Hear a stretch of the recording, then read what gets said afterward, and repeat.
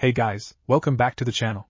This is a story about what if Naruto was the son of Madara. Before I start, please support for more amazing content, and do consider subscribing to my channel and share this video with your friends. This is written by Ronin2106 and link in description and support writer.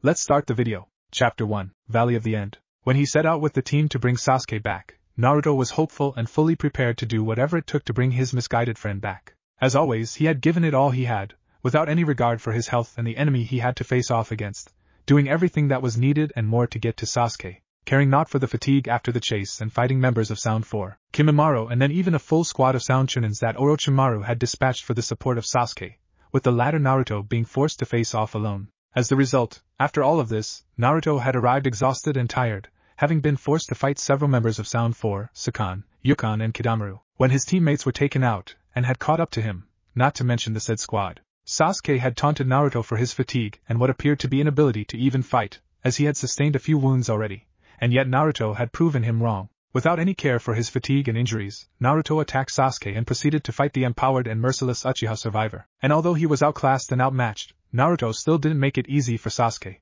For a few instances, it appeared as if he would be able to win, but those illusions were dispelled when Sasuke had completely stopped holding back, and instead went on ahead with killing blows, burning Naruto and trying to break his neck and spine.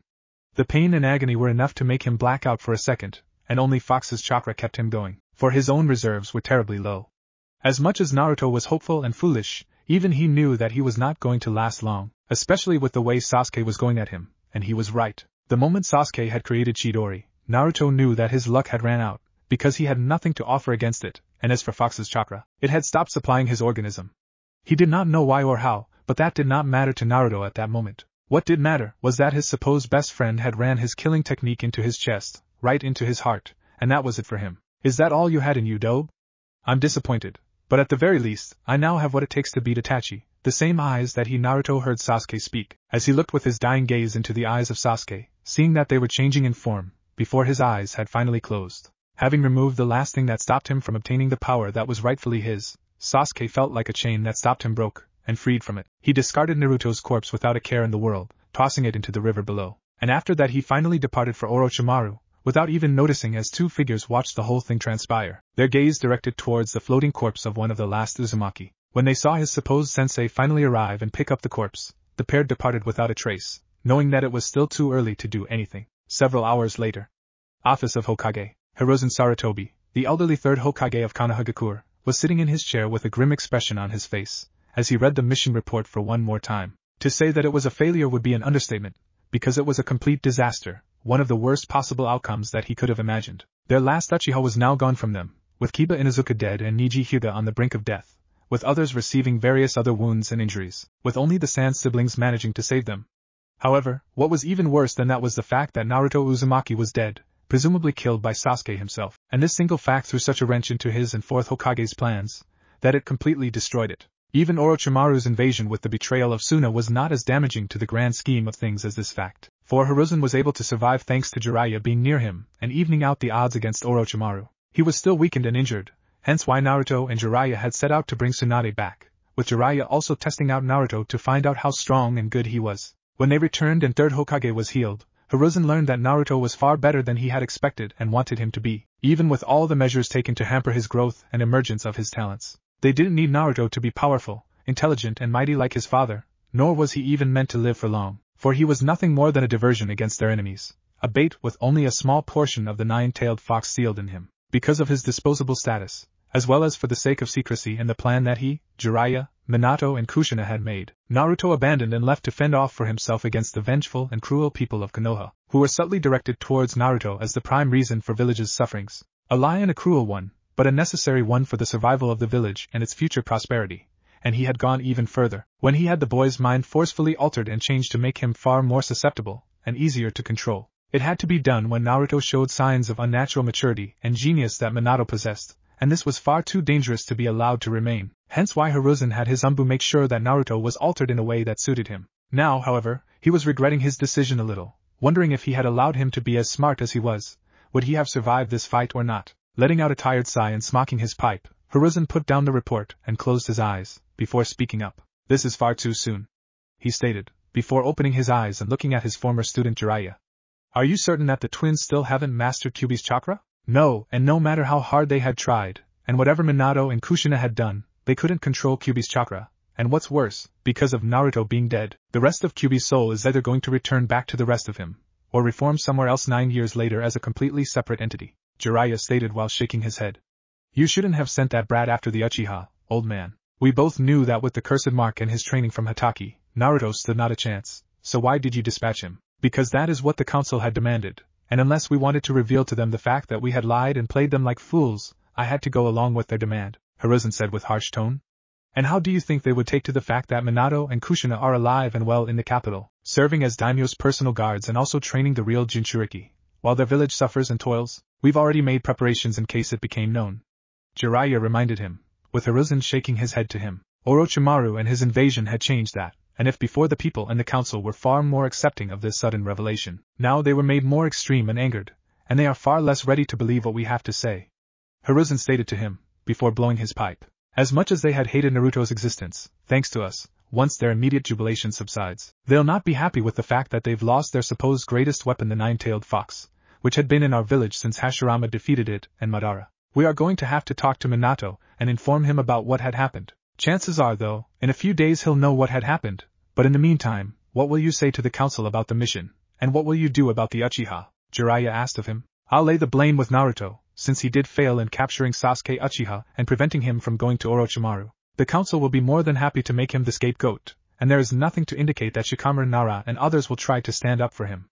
Hiruzen stated. As for the Suna siblings, I doubt they'll risk the newly re-established alliance between Suna and Konoha just to preserve the memory of the now dead failure. Jiraiya nodded to him about it. And what about Uchiha? Toad Sage asked of him. Leave him be for now. We can deal with him and Orochimaru when we have the chance. For now your priority is to monitor those Akatsuki you reported the last time. We have far too little intel about them, and since it is clear that they are interested in tailed beasts, they'll no doubt be after Menma and Natsu, once it becomes known that they are alive. Hiruzen stated to him. Focus your efforts on uncovering what they are really after, and what are their members. Utilize the source I have inside of them, if you have to. Will do. But what about at that moment, the door into the office opened up, with Tsunade walking inside, forcing Jiraiya and Hiruzen seize their discussions, for Tsunade wasn't in on their plan. Hey there, Tsuna. You are looking as beautiful as ever, Jiraiya jokingly said, though the moment he saw her grim look, he shut up. Tsunade, what's the status of the injured? Hiruzen asked of her. Shuji will make the recovery, but the extent of his injuries and internal damage will put him out of service for a few months. But Hyuga didn't make it, Tsunade reported with tired and detached expression. And as for Naruto, I think we already know what had happened to him, Haim. No need to talk about that failure, Jiraiya said, as he didn't want to discuss it, before Tsunade grabbed him by his collar and brought him close to her eyes. Tsuna, what are you? How the hell do you have the gall or balls to talk about him like that, you worthless piece of shit? At that moment, Tsunade let out her rage and anger by punching Jiraiya in the gut, nearly forcing him to puke and drop on his knees. You took that kid under your wing, taught him that damned Rasengan, made him actually believe he had a chance at becoming the Hokage, and now you call him a failure and dismiss him like a trash? Tsunade screamed at him, and then kneed Jiraiya in his face, before preparing to beat him to death, had it not been for the Anbu appearing all around her. Tsunade, that is enough. Hiruzen ordered her to stand down, with the Anbu disappearing. What Jiraiya said was wrong, but what is done, and there is no point in talking about it. Tsunade wasn't satisfied with how he spoke and instead strode to him, and looked him directly in the eyes, before talking. Strange how you don't seem all that concerned with the fact that Naruto is dead, more annoyed at this, like an inconvenience, as if his death threw a wrench in that scheme you and Minato had concocted. Tsunade's words were enough to shock and shake Hiruzen and Jiraiya. Don't look so surprised, sensei. I'm not that stupid as to not figure out a few things, and Minato with Kushina weren't as hidden as they like to believe in the capital. I am a Senju, and my clan had made many friends at Daimyo's court. Since when did you know about them? Hiruzen asked of her. Since the moment they've arrived, and when I heard about the kids and then a Kyuubi Jinchuriki in here, I put the 2 and 2 together, and that is why I had refused to come back to the village when you first asked me. Tsunade stated to him with anger. The only reason I came here was because of Naruto, not because of you or this perverted idiot. I came here because I couldn't stand seeing him manipulated and used by you anymore. Not after he had put his life on the line to save me. I had hoped to help him, at least fix all that damn damage you have done to him. But now he is dead, because of another one of your fuck-ups, and I'm done here. What do you mean by that? Hiruzen asked of Tsunade, before she threw at him her old and battered headband that she had kept as a reminder of her service to the Leaf. Your headband? Tsunade, you can't mean. I mean it, and this time, there's no way I'll be coming back here, not after you've confirmed my belief that nothing good will come for me from this village. All this village does is take away those that are precious to me, first with my father and your teacher, then Nawaki, uncle, Dan, the whole of Senju clan, then mother and now Naruto. Tsunade's memories rushed back to her, and she fought off the tears, before turning away from Hiruzen and walking away from him. Consider this my complete resignation, old man. Don't worry, I won't spill the beans on that plan of yours. But do know this, that if you or any of your cronies come after me, I'll send them back to you in pieces, is that clear? Tsunade turned back to look at him for a second, before Hiruzen nodded to her, and allowed her to leave. Ugh, are you really going to let her go just like that? Jiraiya asked of him, as he picked himself up. There's nothing that we can do to stop her, and from what we've seen, Tsunade not only has recovered her fighting spirit, but grew even stronger than she was before. There is literally no one in the village who can take her down, and even if I send an Umbu squad after her, they won't be able to do a thing to her. Hiruzen sighed, as he understood that things were getting even worse for him and Konoha.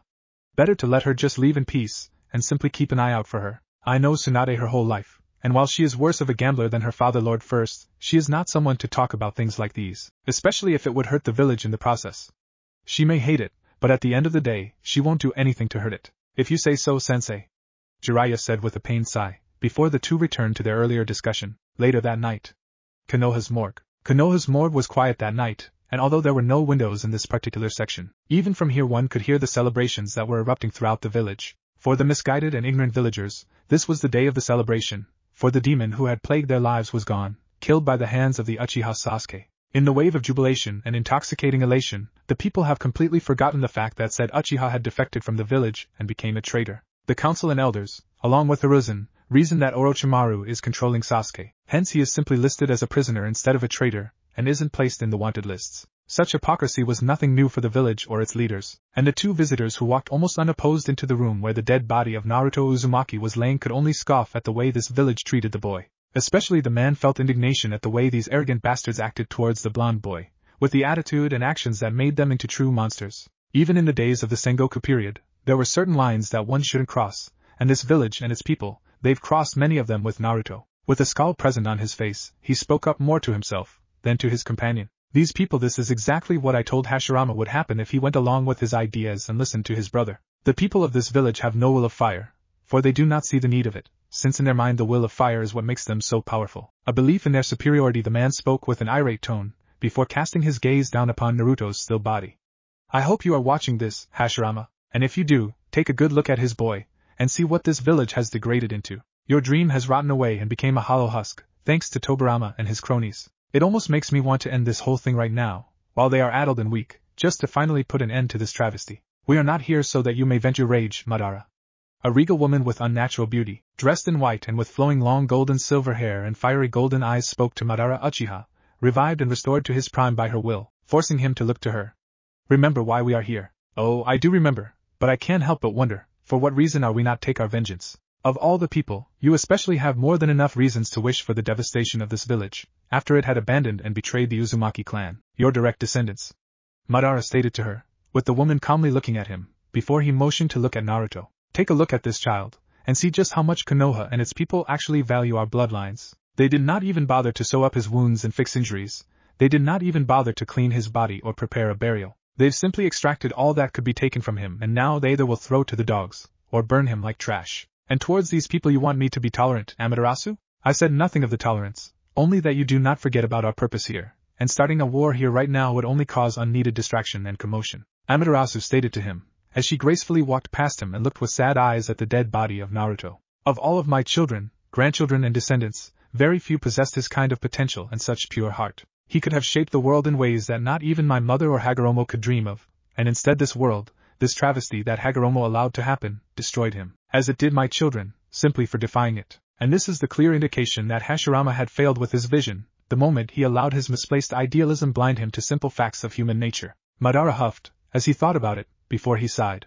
But then again, it was once a dream that we both had shared, at least until he allowed Tobirama to take Suzuka from me and forgave him for it. And if only he had done just that. But he also took our son and deprived him all that made him Uchiha and Uzumaki, making him into a perfect heir of his will of fire. Madara practically spit it out of him. Will you abide by the conditions of our deal, Shadow of the Uchiha? Amaterasu asked of him, with Madara nodding to her. For all my faults, I am a man of my word, and when I give it, I keep it no matter what. Of course I shall train him and teach him all I have learned. Uchiha, Uzumaki, Senju and all other jutsu and techniques, I'll give it all to him. Madara assured her, before casting a look at Naruto, before a small smile came upon his face. Even though his mind and body were damaged by this village, he still showed great promise and power in face of adversity. Once I am through with him, he shall be someone truly worthy to dance with me on equal terms. Let us hope that shall be the case. Now let us be on our way, Amaterasu told him, as she created a portal into another dimension, while Madara created a wood clone and had it transform into exact copy of Naruto that was here and take its place, while Madara picked up Naruto's body. Will this copy not be found out? It shall be sufficient, especially since none of them will have any reason now to check if it is him or not, Madara assured Amaterasu, with her nodding to him, and the two departing this realm and leaving Konoha, a different dimension. Later, groaning and wincing from his body aching and being stiff all over, Naruto groggily opened up his eyes and looked up, seeing a wooden ceiling of the house that was clearly not his. Moving his head a little bit, Naruto managed to find out that he was not in his own house, but in the room that was far better than the one he owned. In fact, it reminded him of those houses where clans live and where was never allowed to step into, or at least that is what Naruto had thought was where people had lived. Confused by the change of surroundings, he managed to lift up his body and sat on the bed, looking around and finding that he really indeed was somewhere he never have been. It took him a few seconds to realize that he was actually alive after he sat up and looked around, and once the realization hit him, he looked at his body, examining it. Much to his shock and surprise, he found out that there were no scars or marks injuries left on him. In fact, he was feeling even better than before. Even more so, it felt like he could breathe and think far better than before, like something was stopping him, or rather, slowing him down. Getting acclimated to his new state, Naruto noticed fresh clothes neatly put near him, consisting of a black shirt, underwear, pants and shoes. Once he finished up putting these on, Naruto carefully left the room, finding himself in the hallway of what appeared to be a mansion. After wandering around for a few minutes, he found an opening outside and went into it, and once he was outside, he saw beautiful rolling plains, with flowers and grass for miles he could see, as well as fields of rice and more, with the sky as clear and beautiful as it could get. Naruto was so transfixed on his surroundings that he didn't notice someone who had been expecting him for quite some time now. So you have awakened. Madara, who sat on the grass with closed eyes, spoke up, startling Naruto a little, before he opened his eyes and got up to look at him. I expected you to wake up a bit later, but it seems you are made of tougher stuff than I thought. Not to be rude, but who are you, and where am I? The last thing I remember, Naruto spoke up, before trailing off and looking around.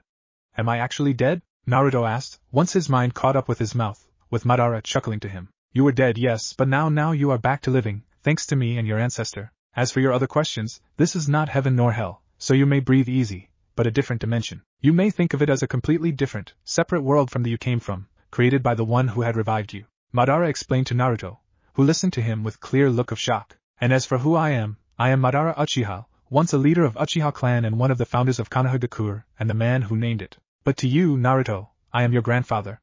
Naruto's eyes widened up as he backed away from the man for a second. Am my grandfather? But you don't look anything like me, and I'm Uzumaki, not an Uchiha. Even more so, third Hokage always said that I was an orphan and that my parents had died when I was born because of the Kyuubi.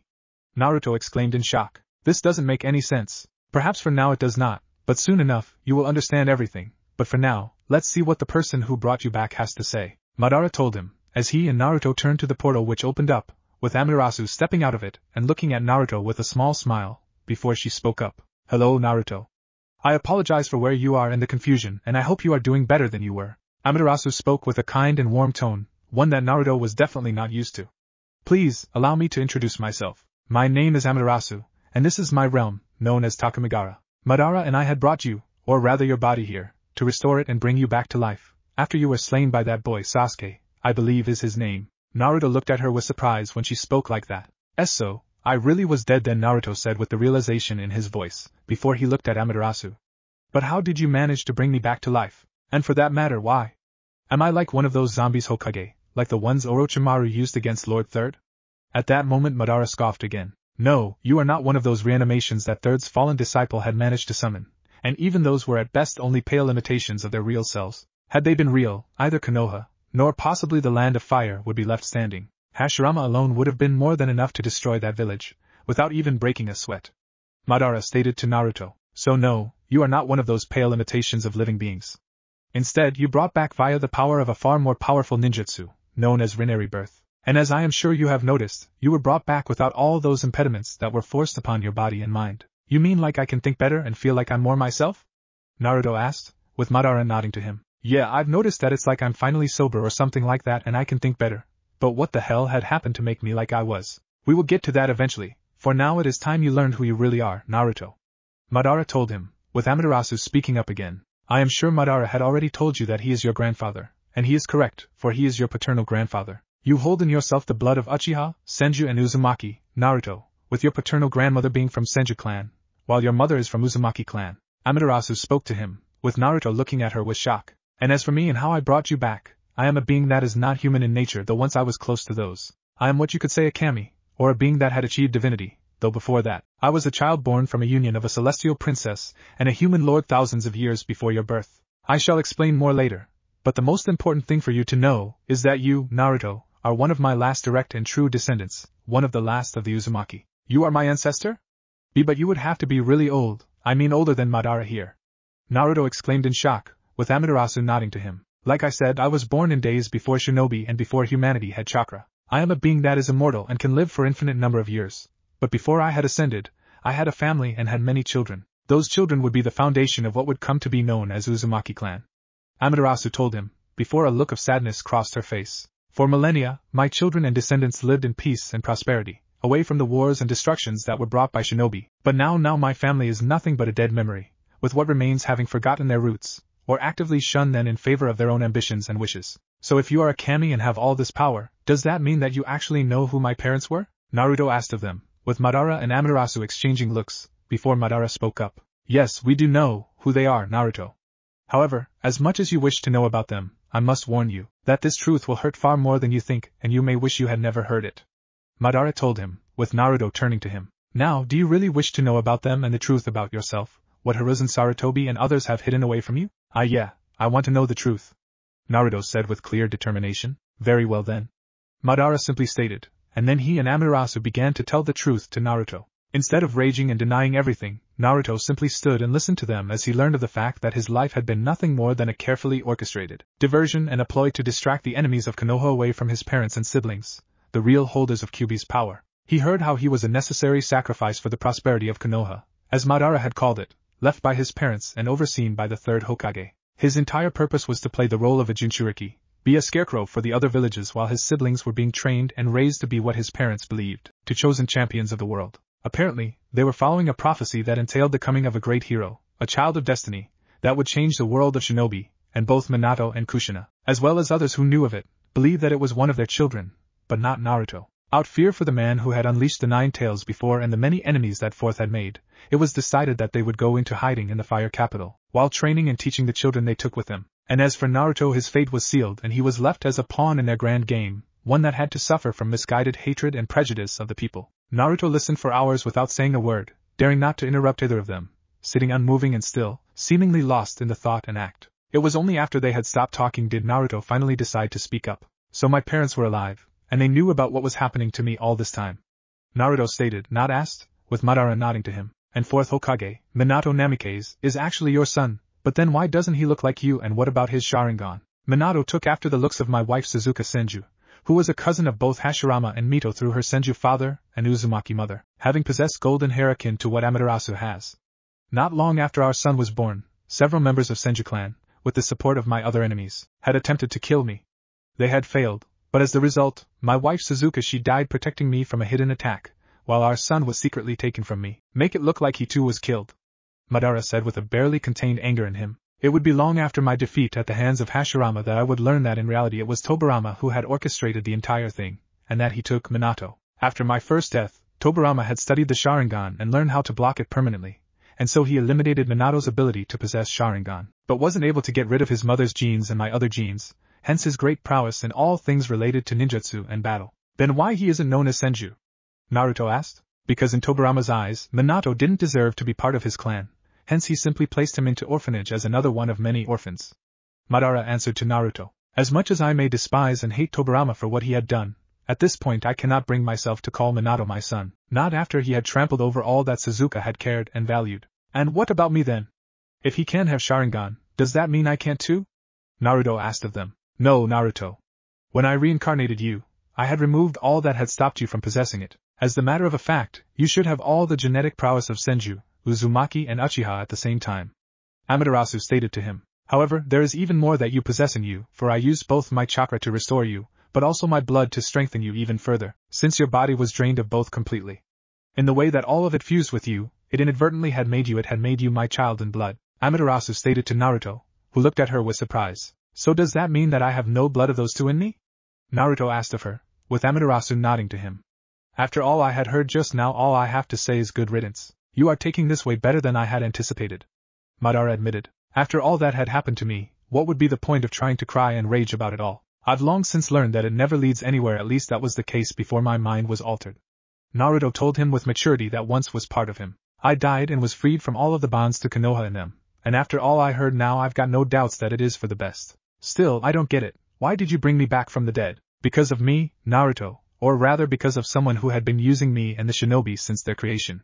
Madara stated to him. After my defeat at the hands of Hashirama, I had managed to cheat death and hide away, making plans to change the world and enact a plan that would finally bring peace to it. Unfortunately, it was only after my death that I had learned that all of my ambitions and plans were means for an ancient entity to come back to life again, and my dream was only an illusion. You see, Naruto, the world as you know it came to be largely thanks to my brother Hagoromo, who is remembered as the Sage of Six Paths, and whose sons had began the ninjutsu and paved the way for shinobi and endless wars. But before all that, he and my other brother, Hamura, had fought and sealed away our mother Kagaya, a celestial being that can be considered a progenitor of all chakra in this world. Amaterasu explained to Naruto. However, even from her sealed cage, that is the moon, she still somehow directs events to bring her back. The pieces of her power, the Biju, are the key for it, and now there are people who are actively looking for them, intending to collect all of them, formed thanks to Madara and his pawns. The Akatsuki? Naruto asked of them, with both nodding to him. Yes, they were to be the pawns in my plan to bring me the tailed beasts, and after my death my subordinate Obito, who assumed my name and identity, carried on with the plan, though I now suspect he has decided to bring about his own vision. In reality, he doesn't even know the fact that all he is being used by Kagaya to bring herself back, Madara stated to him, before taking a sigh. It was only much later that I learned all this, from Amaterasu, along with the truth about shinobi, myself and everything that had been happening. Learning that all my life had been merely a play in someone's scheme and a continuation of ages-old war between siblings, I've decided to help and finally break that circle, and with your help I shall accomplish it. And how do I fit in all of this? Naruto asked of them. I am able to track down the spirits of my brother's sons, Indra and Azura, and I found out that you, Naruto, was the next reincarnation of Azura, while your friend Sasuke is Indra's reincarnation, hence why you were so drawn to fighting one another. Thankfully, after your death, your spirit was freed from Azura's, and you were reborn without him, so you are now fully free. Amaterasu told him with a small smile. However, the Akatsuki and their puppet masters are still at large, and they are trying to bring my mother back to life, and if they succeed, it would spell disaster for the world. Had I been able, I would have destroyed them myself, but I cannot, for I am charged with protecting our world from others like her, who are eyeing up our world as a price. Because of that, I have decided that I need someone who can fill the role of the protector of our world on it, and also someone who could restore our clan. Hence I chose you, Naruto. Me? You mean you want me to stop the Akatsuki and whoever is behind them? Naruto asked of them, with Amaterasu nodded to him. But I'm just a 13-year-old genin who only knows a few jutsu, and without the fox, I don't have anything all that special in me, plus I've not ever been trained by anyone. Well, that is nothing that we can't remedy, can we?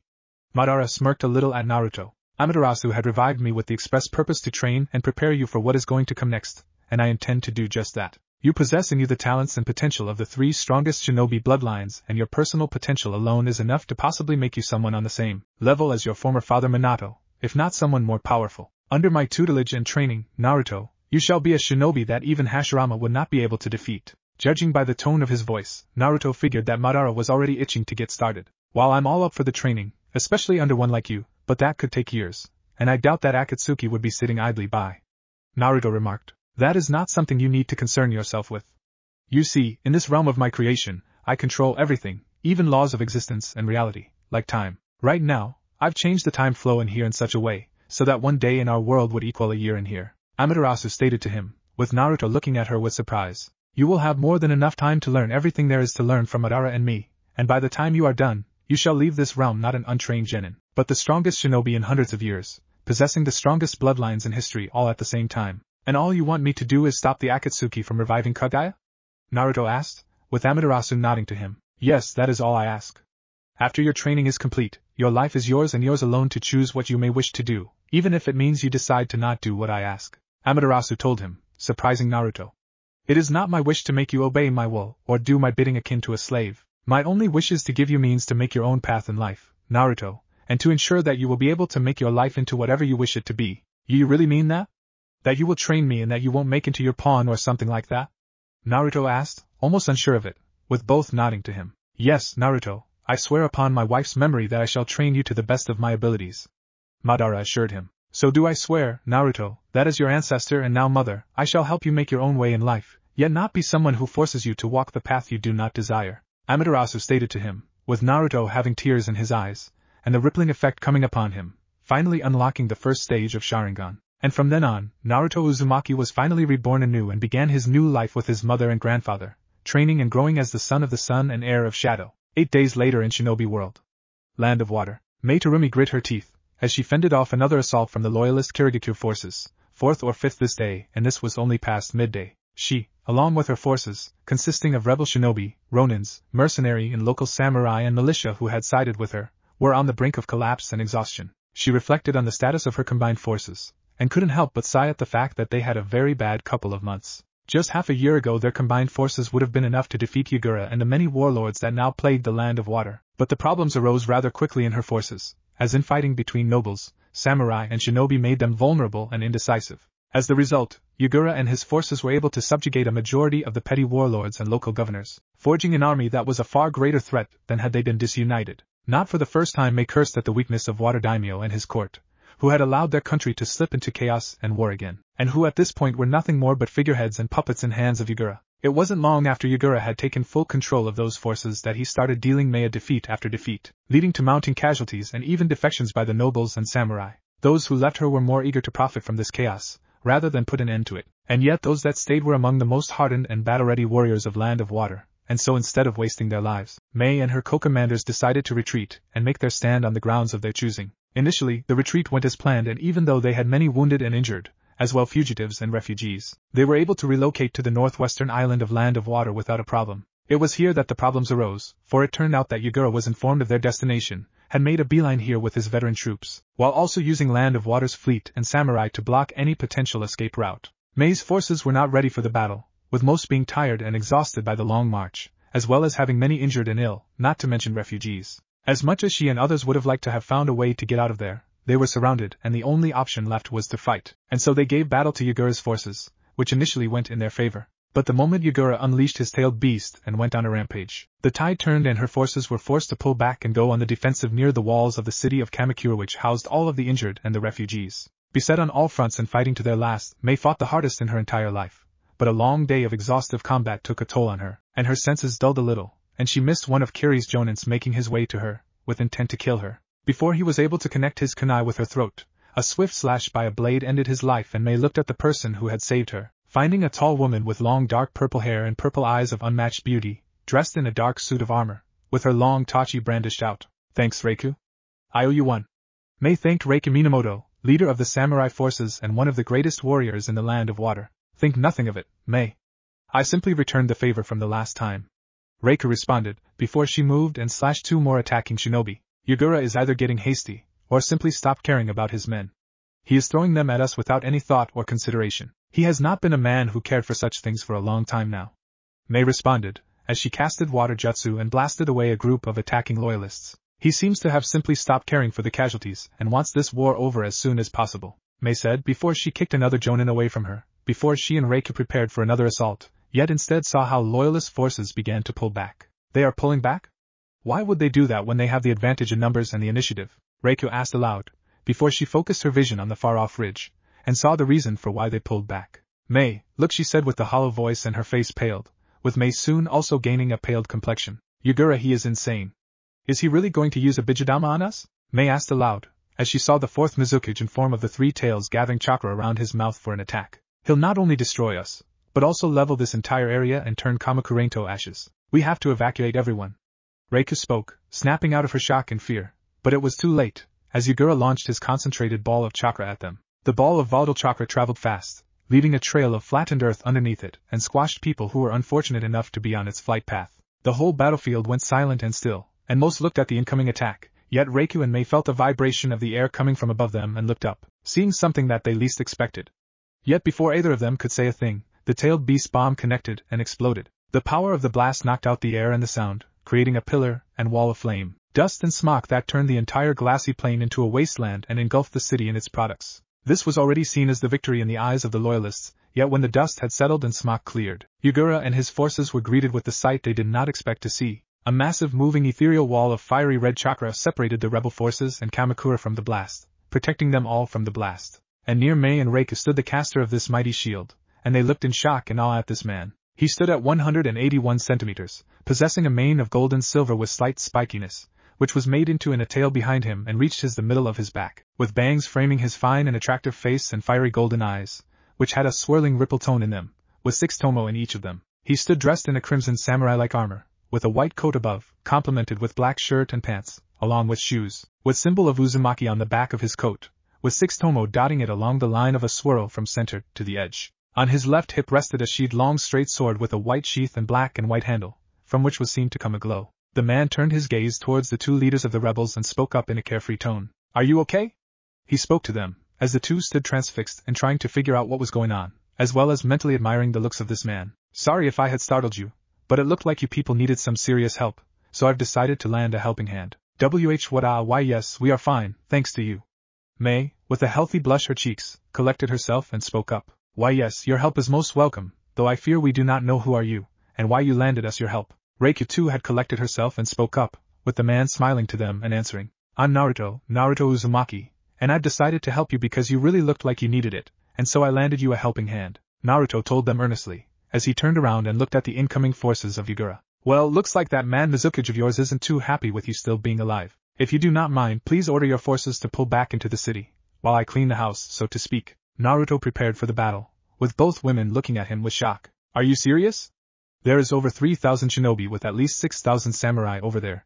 You can't possibly beat them," Reika stated, with Naruto simply smirking a little, with Mei having a feeling that he was fully serious. "Trust me, I don't intend to let them win today. Now please move your forces out of the battlefield. They are tired and exhausted, with many injured and traumatized, so you would do better to take care of them instead of engaging your enemies right now," Naruto told her, as he dispelled the chakra wall and began to walk towards the incoming enemy wave, while his eyes returned to normal. "Reiku, let's not argue with him on this," Mei told her, gaining her attention. "This man, this Naruto, I had a look at his eyes, and this wall of chakra that saved us, they looked far too much like Sharingan, only distinct, unique in their own way." "You mean he could be an Uchiha? But why then introduce himself as an Uzumaki, and dress up like that?" Reika asked aloud, as she saw Naruto start to speed up towards the incoming wave of enemies, before creating 20 shadow clones and spreading them into the line. "Is he really going to?" In the next second, the 21 Naruto Uzumaki clashed into 1,000 of Kirigakure veteran shinobi, and they went through them like a hot knife through air, dispatching the incoming enemies with same ease as a man picks up a fallen leaf off the ground. The clones and the original engaged the enemies without even stopping their run, swatting them away with kicks and fists, not needing more than 2 to deal with them, before they reached the center of the formation, and then they stopped.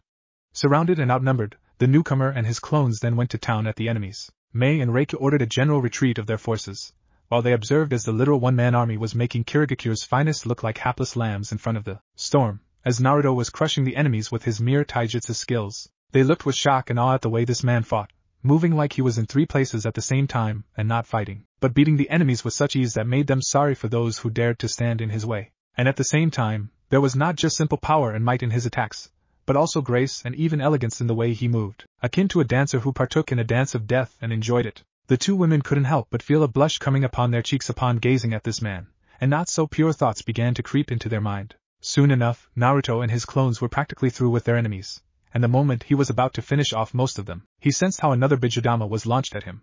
Forgetting completely about his enemies, Naruto reached for his weapon and then unsheathed it, unleashing a powerful wave of energy that he sent towards the incoming ball of chakra. The 2 attacks met in the air, and in the end, Naruto's proved to be more powerful and destroyed the Bijudama, splitting it into 2 and forcing it to explode. Once the dust had settled, Naruto stood outside the field with most of the enemies either dead, injured or running away from him, while he looked up at the giant turtle-like monster who looked down upon him, with both of them now on the same ridge. "Are you so eager to dance with me, that you are prepared to destroy your own men just for that?"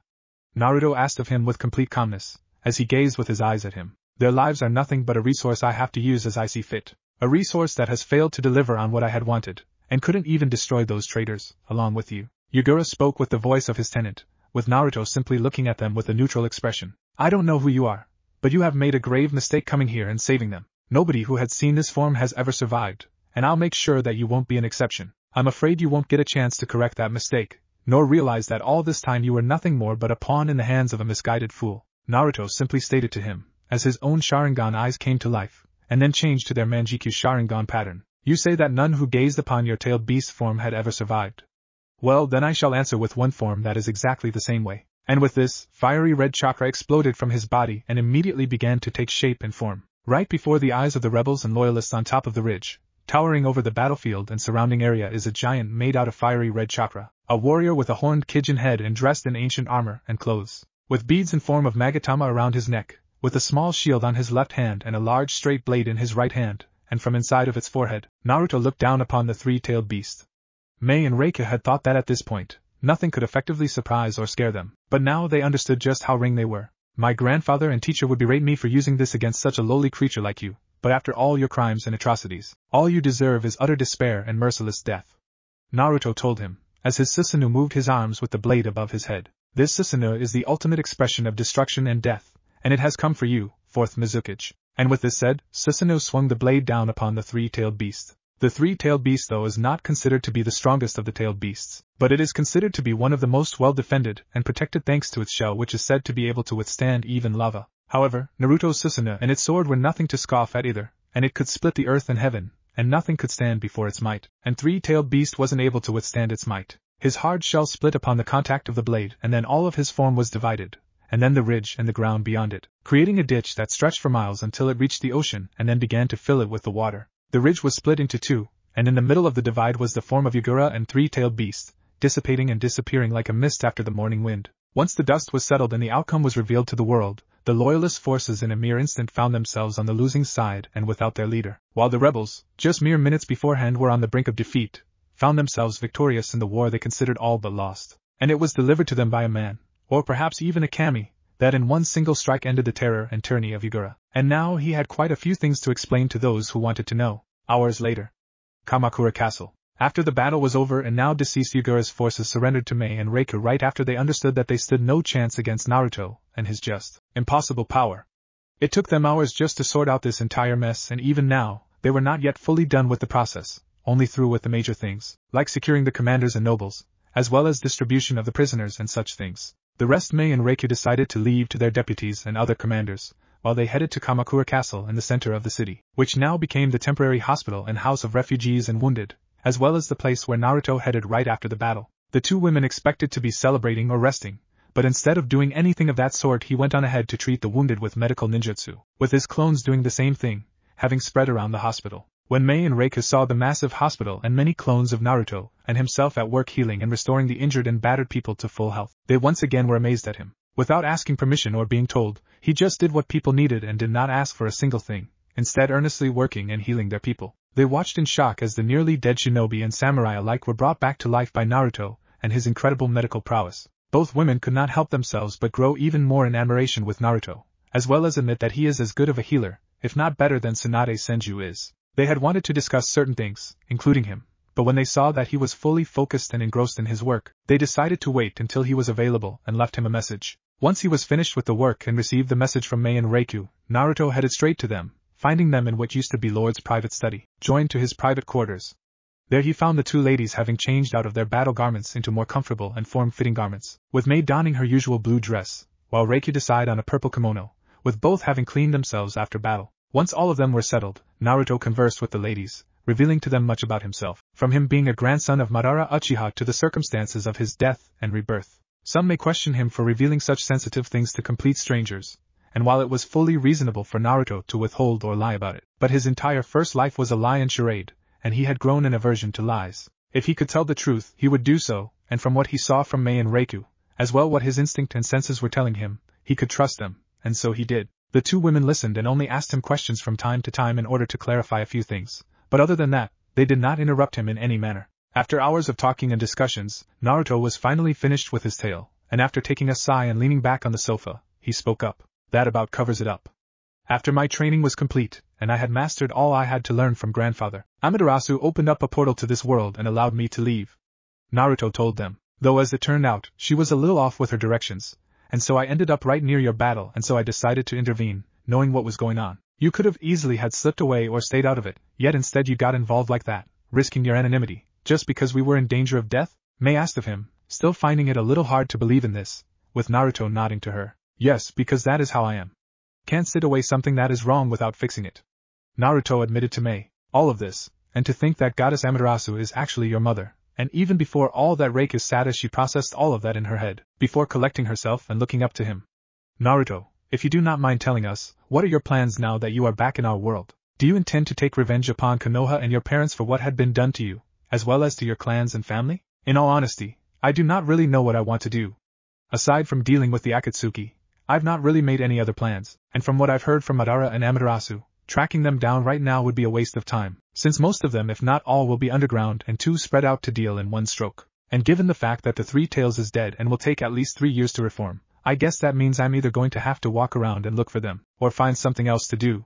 Naruto said, as he thought about it, not missing a shared look between Mei and Reiko. And as for Konoha and my parents, I did think about it, but after years spent in Takamigara and talks with my mother, I came to a conclusion that it's not really worth the effort and time, plus it would only make things worse for other people. But that doesn't mean that you have forgiven them for all that they had done to you, am I correct?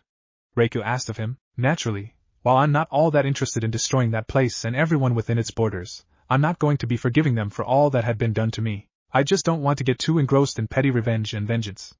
Naruto answered. Now then, since I have answered your question, could you please answer one of my own? Am I to assume that you have come up with certain plans for me, and if so, would you care to share them with me? You are quite a perceptive man, aren't you? Mei asked of him with a small flirtation smile. With the appearance like yours and the way you saved us, while also ending our war, can you blame a woman for getting a few naughty ideas? She asked of him while showing just a little bit of her hip to him, with Naruto not falling for this. Ideas is all well and good, but the moment someone decides to make those ideas into plans that involve me without my consent is when I get not so friendly, Naruto told them, with Mei understanding what he meant. I am sure you can understand my defensiveness, given my past. Of course, Naruto. Please allow us to assure you that Mei and I did not intend to do anything of the sort. Reiko assured him in a polite tone. We did wish to make you a proposition, if wished to hear it. Well, you were earnest with me so far, I'm all ears. Naruto told them. Thanks to you and your actions today, we had finally been able to end this war. But while it has ended, there is still the matter of rebuilding and restoring our land, and the war hasn't been merciful to our country, not just Karigakure. In short, we are currently the weakest land in Shinobi Village, with most of the provinces and areas of Land of Water in disarray and chaos, making us a perfect, easy target for our enemies and other countries. Mei told him in a serious manner. Mei, Reiko and those who had supported us didn't fight this war just to see our country destroyed in another, and with the losses we've sustained and all but complete collapse of the government of Daimyo, we won't be able to win against any major nation or a coalition of those. It will take time and much effort to rebuild, and in the meantime, we need to show others that if push comes to shove, we can defend themselves. In other words, you need some serious extra firepower to show to your enemies and make them think twice or thrice before invading, am I correct? Naruto understood Mei perfectly, with the two women nodding to him. While I am quite proficient in shinobi arts, after my first try at being a shinobi, I'm not all that eager to become someone's subordinate, even someone as beautiful as you two. Even our beauty will not compel you to submit? Are you one of those men who like to play hard to get, Naruto? Mei flirtatiously asked, with Naruto smirking a little. No, I am just a man who sticks to his principles no matter what and doesn't surrender in face of adversity or seduction. Naruto stated. And besides, something tells me that a man who so easily succumbs to such incentives is not all that worthy of the attention of one like you. I quite agree. Men like you are far more attractive to the women like me and Reiko, stalwart and loyal in their beliefs and principles. Mei admitted with a smile to him. After what you did here, the whole world will know about you in mere days, if not already, and they will know about your power and strength you hold. What Reiko and I wish to propose to you is that you help us protect the Land of Water from our enemies, not as a shinobi, but an autonomous protector of sorts, and equal to us in status. In exchange for your services, Reiko has agreed to cede you Kamakura, its surrounding lands, and offer you the pledge of all its people. Naruto was quite seriously surprised by this proposition, instantly turning his head to Reiko, who merely nodded to him. My family had been owners of this island and province for generations, however this war had saw the death of all my clan members save for me, so I do effectively own this land. After your display of power and saving the people and the city, as well as what you did here today, many start to see you as someone sent to us as a savior by the heavens, and given your origin, there is some truth to it. Reiko told Naruto. I am prepared to give you Kamakura and its people and acknowledge you as their lord B, but in order to ensure your new rule is legitimate, you will be required to take me as your wife. Reiko said with blush and small stutter, surprising Naruto even more. Reiko, I do not have any intentions to force you into any sort of arrangement like this, and I'm certainly not looking for an opportunity to take away your freedom and what belongs to you. Naruto immediately told her, why yes, I understand that, and no, I am not forcing myself into anything I wouldn't consent. I am already of the age where I should have been married off to a man, but I refused to be sold off like a pig on a market, and I resolved to choose the man with whom I would spend my life with. Reika said with a deeper blush, causing Naruto to blush as well at the implication. Oh, of course, I do not mean to force myself upon you, or to force you to do anything a husband would be expected of. If you would prefer, the marriage would purely a formality without any sort of responsibilities or duties, aside from ceremonial ones. But I am quite sure you can see it clear as day that our dear Reika would not make such an offer if she didn't see you as more than just some political asset. Mei told Naruto with a bit of a flirtatious voice, with Reika not denying it. She is just a bit shy to admit that she, like myself, are finding ourselves quite fascinated and enraptured with you, Naruto, and we wouldn't mind become more than simple acquaintances or friends. Naruto was positively stunned when he heard it, even more so when he realized that their desire is genuine. I will be honest with you, and say that my first experience with romance was it was not quite a good one. The girl I was crushing on saw me as an annoyance, and often showed it in a quite violent manner, more often than not punching me just out of either annoyance, or because I was too mouthful in her eyes. Naruto admitted, recalling his experience with Sakura. After all that had happened, I'm not too comfortable with such things, and seeing both of you taking such an interest in me, is this really okay with both of you? I wouldn't want to become a cause of discord between the two of you. Mei and Reika exchanged looks and stood up, before moving to his sofa and sitting either side, gently taking each of his hands into theirs and holding them. It is very sweet of you to ask of this, Naruto, but you need not worry yourself with this. Reika and I know each other quite well, and we've already established that sharing you wouldn't be such a big problem. Mei assured him, as she leaned a little closer to him. While Reika claimed the spot of your wife, there is nothing wrong for a lord to have a concubine. In fact, it is quite expected of him in our society, and I can live with such a status, for I see you as the type to treat all your women equally. Like I said, if you wish, our marriage would be merely a formality, and you may take whoever you wish to bed, should you find them to your fancy, Reika said with dignity, but she squeezed his hand a little stronger. However, I do wish for us to be more than mere formal partner, and for you to see me as a proper wife and lover. I am not opposed to sharing you with more women, but only if they truly care and love them, and they are not opposed to this kind of relationship. I don't know what to say, this is happening so fast, and Naruto was quite shocked with the situation, but Mei put a finger to his lip and spoke in a caring and warm tone. You don't need to say anything. We understand that all of this is sudden and surprising for you, and we are not demanding an answer right now, and should you refuse our offer, please know that that doesn't mean that we would be averted from you. Our affections to you are not related to our offer, Naruto, Mei assured him, calming him a little. If you wish for this, then we will take things slow, step by step, because we too want it, and while we do find you quite irresistible, we wouldn't be so cruel as to force you into something you are not comfortable with. Mei and we too do not have the best history with romance, so we would be exploring this along with you. I promise you that we won't treat you like that girl you told us about. Even if you are going to annoy us, I would never lower myself to mistreat you in any form or manner, Reika assured him, as she looked in his eyes. So, if you wish, we shall be in your care. At that point, Naruto closed his eyes and thought about it all for a few minutes, before opening it up and speaking up. Alright, I agree, Naruto said, pleasantly surprising both women. However, I have certain conditions in addition to those that you've set before. Very well, name them, Mei immediately said. First, I don't want to be a simple figurehead and do nothing if I am to be a lord and let Reiki do all the ruling. I want to be able to help you govern this realm, and I want you to take part in it, for it is your land and I am marrying you, so I wish to support my spouse no matter what. Reika was surprised by this and the determination, making her blush even more and feel her heart pound even faster. I mean to do good for the people of Kamakura and Land of Water, so I will rely on you to teach me how to help them, and you in governing. I of course, Naruto. I will do my utmost to help you in this, Reika promised him with a smile. Second, I want you always to be honest with me, even if it means hurting me and saying hurtful things to me. I do not want to hurt you, if we are going to be in a relationship. So if I am doing something wrong to you or hurt you, please, do not hesitate, and just tell me about it, Naruto asked of them, with both Mei and Reika surprised and touched by this request. And finally, I want you to not forget about yourselves and put yourselves before everything else. As your lover and consort, it is my responsibility to take care of you, and I shall do my utmost to accomplish it, but I do not want you to simply go along with all I do. If you do not like something, if you have something to tell me or something like that, or like I said before, do not hesitate to tell. That is all I am asking of you. Mei and Reika looked at him with surprised expressions, before they softened their gaze and smiled to him.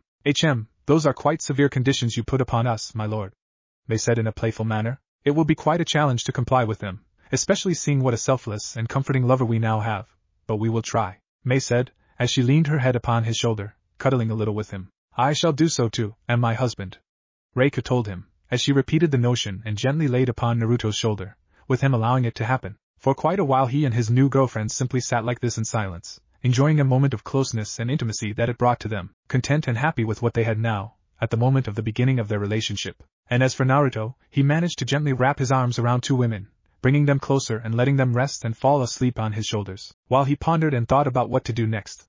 Although his goals were clear about the Akatsuki and he will stop them, Amaterasu has made it clear that he was first going to think about himself, now that he had his second chance in life, and that Akatsuki weren't going to be his end goal. He wasn't quite sure what he wanted for himself out of this life, but right now he felt more content and happiness than he ever did in Konoha, and at this moment, Naruto figured that this was where he belonged, and where he shall stay. Chapter 2, 3 years after the end of Mizu's civil war. Land of Water. Kamakura.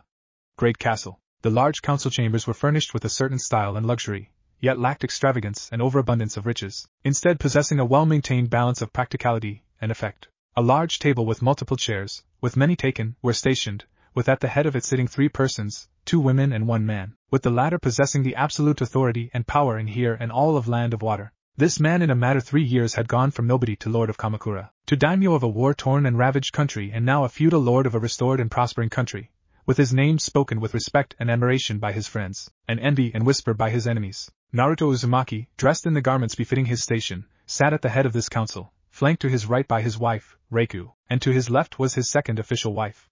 A goddess-like beauty with long dark blue hair with blue eyes, possessing a mature posture, along with aura that made others look and listen to her.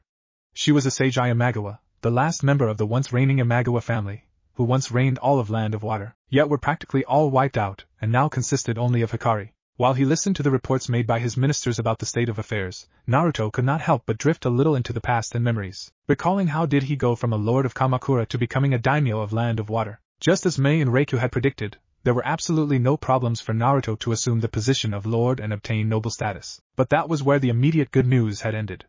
While the people now saw the former rebels as heroes and Yagura's forces with their coalition was shattered, the Land of Water descended into even more bloodshed and chaos, as the pocket kingdoms of warlords shattered into counties and areas and warred with each other, driven by ambitious and greedy people. With daimyo effectively powerless and the sole force able to bring back the order being Mei and Reiku's army, they were effectively charged with doing so, as was Naruto by the order of the court and daimyo personally. After consolidating and regrouping, they went to work cleaning up the mess and returning order and control in the lawless and ravaged counties, provinces and towns with the speed and efficiency that was unlike anything the people had seen before. In the matter of weeks entire provinces were reclaimed and order was restored, with quite a few of those being freed solely by Naruto, increasing his fame even further and earning him respect and authority from the others. The newlywed lord of Kamakura quickly showed the aptitude for not just warfare and jutsu, but also for command, strategy, politics and diplomacy, and with the tutoring from Reiku and his own learning, Naruto soon gained not just a prominent place in the forces, but became its third leader, alongside Mei and Reiku. And with every victory won, every town and city freed and every life saved, fame and glory of Naruto grew, as did the belief in his divine origin, which had spread like wildfire ever since his appearance, with even shinobi and samurai being not above believing that he was someone chosen by gods.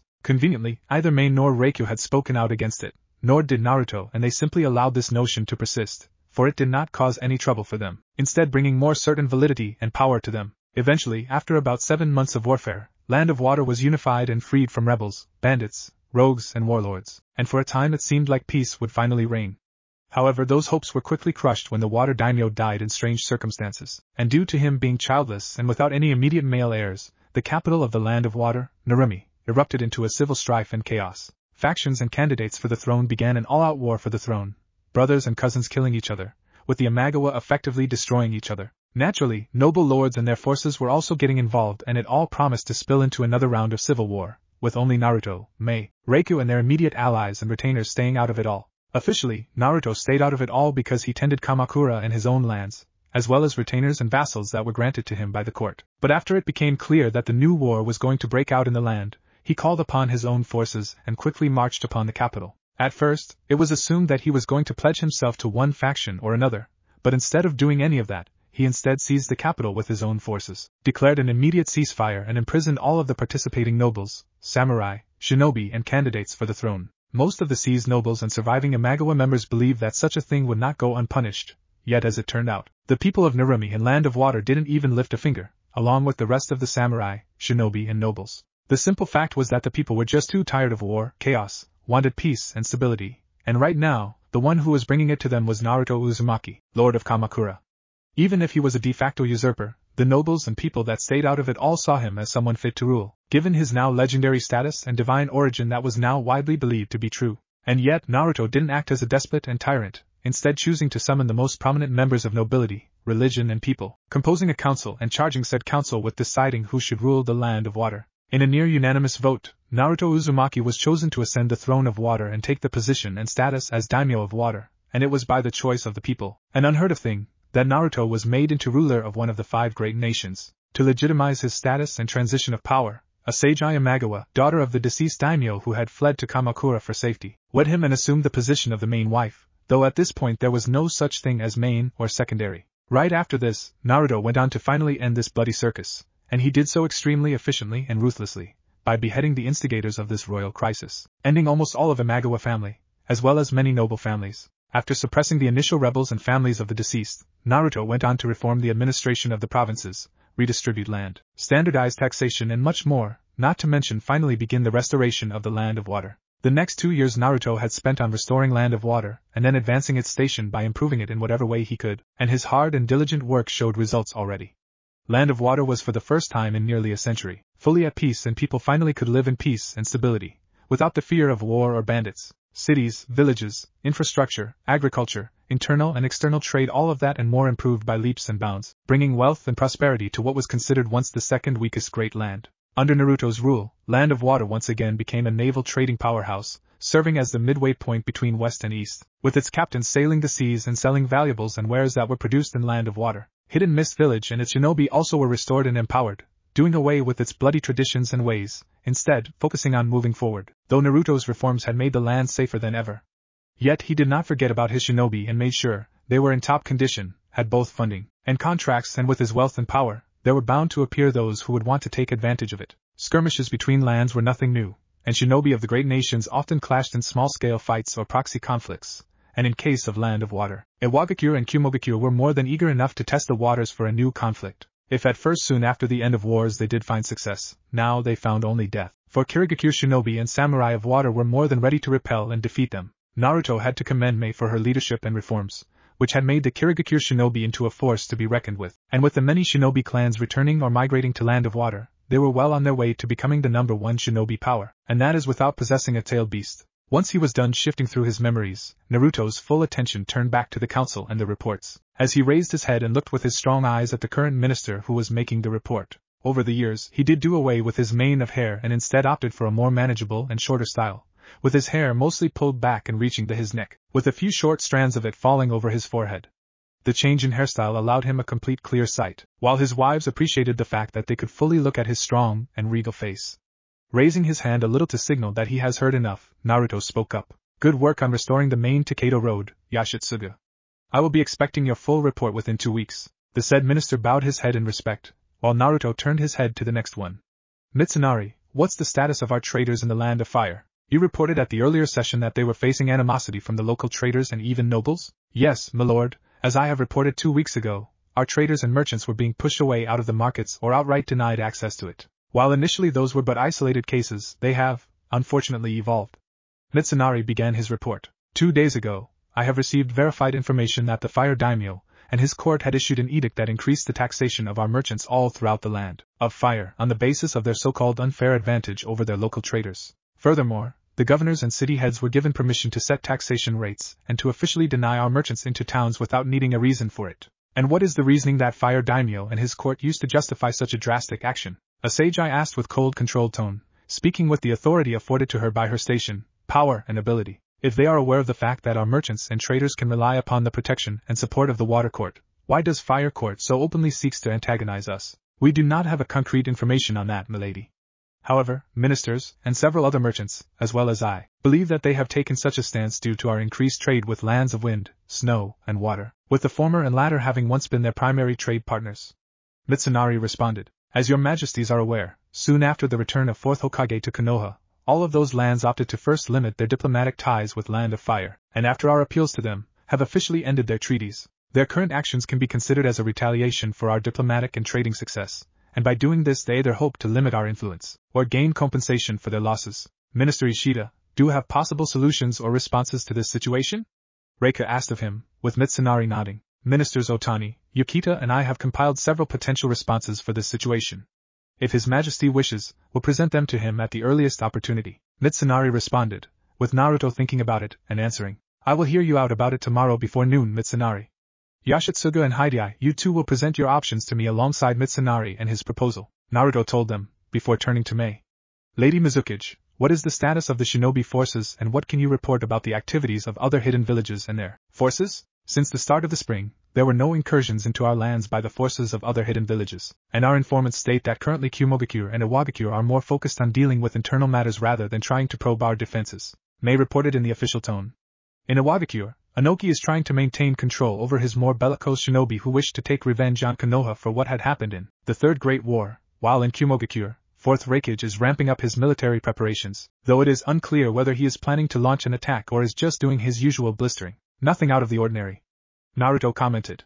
Any news about Konohagakure and Sunigakure? Our relations with Sunigakure are stable and growing stronger by the day. We have approved an exchange program to learn from one another's tactics and strategies, and our defensive pact has been fully approved and ratified. Current Kazekage Gaara is very open towards improving our relations further, and has suggested that our villages send respective ambassadors on a permanent basis, Mei stated to Naruto.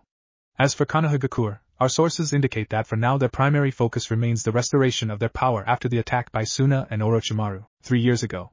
While 4th Hokage is back in power, it would appear that their local council, which has gained far more authority during his absence, limits his power, and they are not so openly supportive of him. While their twin Jinchuriki do possess the 9 tails, we have reliable information on the fact that they are still unable to fully control its power. Furthermore, with Orochimaru still at large and his Otogakure still active, they still have to deal with it, though it would appear that Minato Namikaze is less interested in Orochimaru. In fact, their primary focus currently remains the same as it was before the Akatsuki. A group of S-rank rogue shinobi mercenaries is of greater import to him than a man who had nearly destroyed his village and got away alive and with mostly intact forces, Jinchio asked, with Mei nodding to her.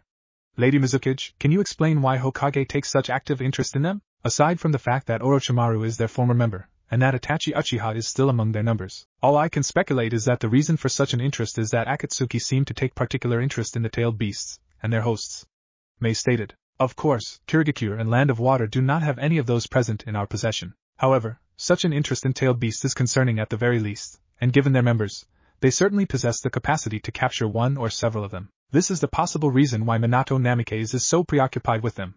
Aside from that, I have nothing more to say. Naruto nodded to her. If nobody has anything more to report or suggest, then this council session is adjourned. You may return to your duties. And with this said, the ministers rose up and bowed to Naruto and left the chambers, while he and his women stepped out of the chambers and onto the balcony, overlooking the current capital of the Land of Water. Nothing out of the ordinary, I can't help but like it, Naruto said with a small smile, as he and his wife stood at the balcony, Reiku and Mei softly wrapping their hands around each of his own. There is nothing strange about, especially after how tumultuous things were 2 years ago, Reiku said softly, as she laid her head on his shoulder. Looking at Kamakura now, it's hard to think that just 3 years ago it was one of the smaller cities, but now is the beating heart of our land, as prosperous and thriving as the capital. And it's all thanks to you, Naruto. You give me too much credit. Without people like Mitsunari, Yashitsugu, Hideai and others who earnestly and wholeheartedly work for it, and without the 3 of you, I wouldn't have been able to accomplish it all. Naruto responded with a small smile, ever the humble person.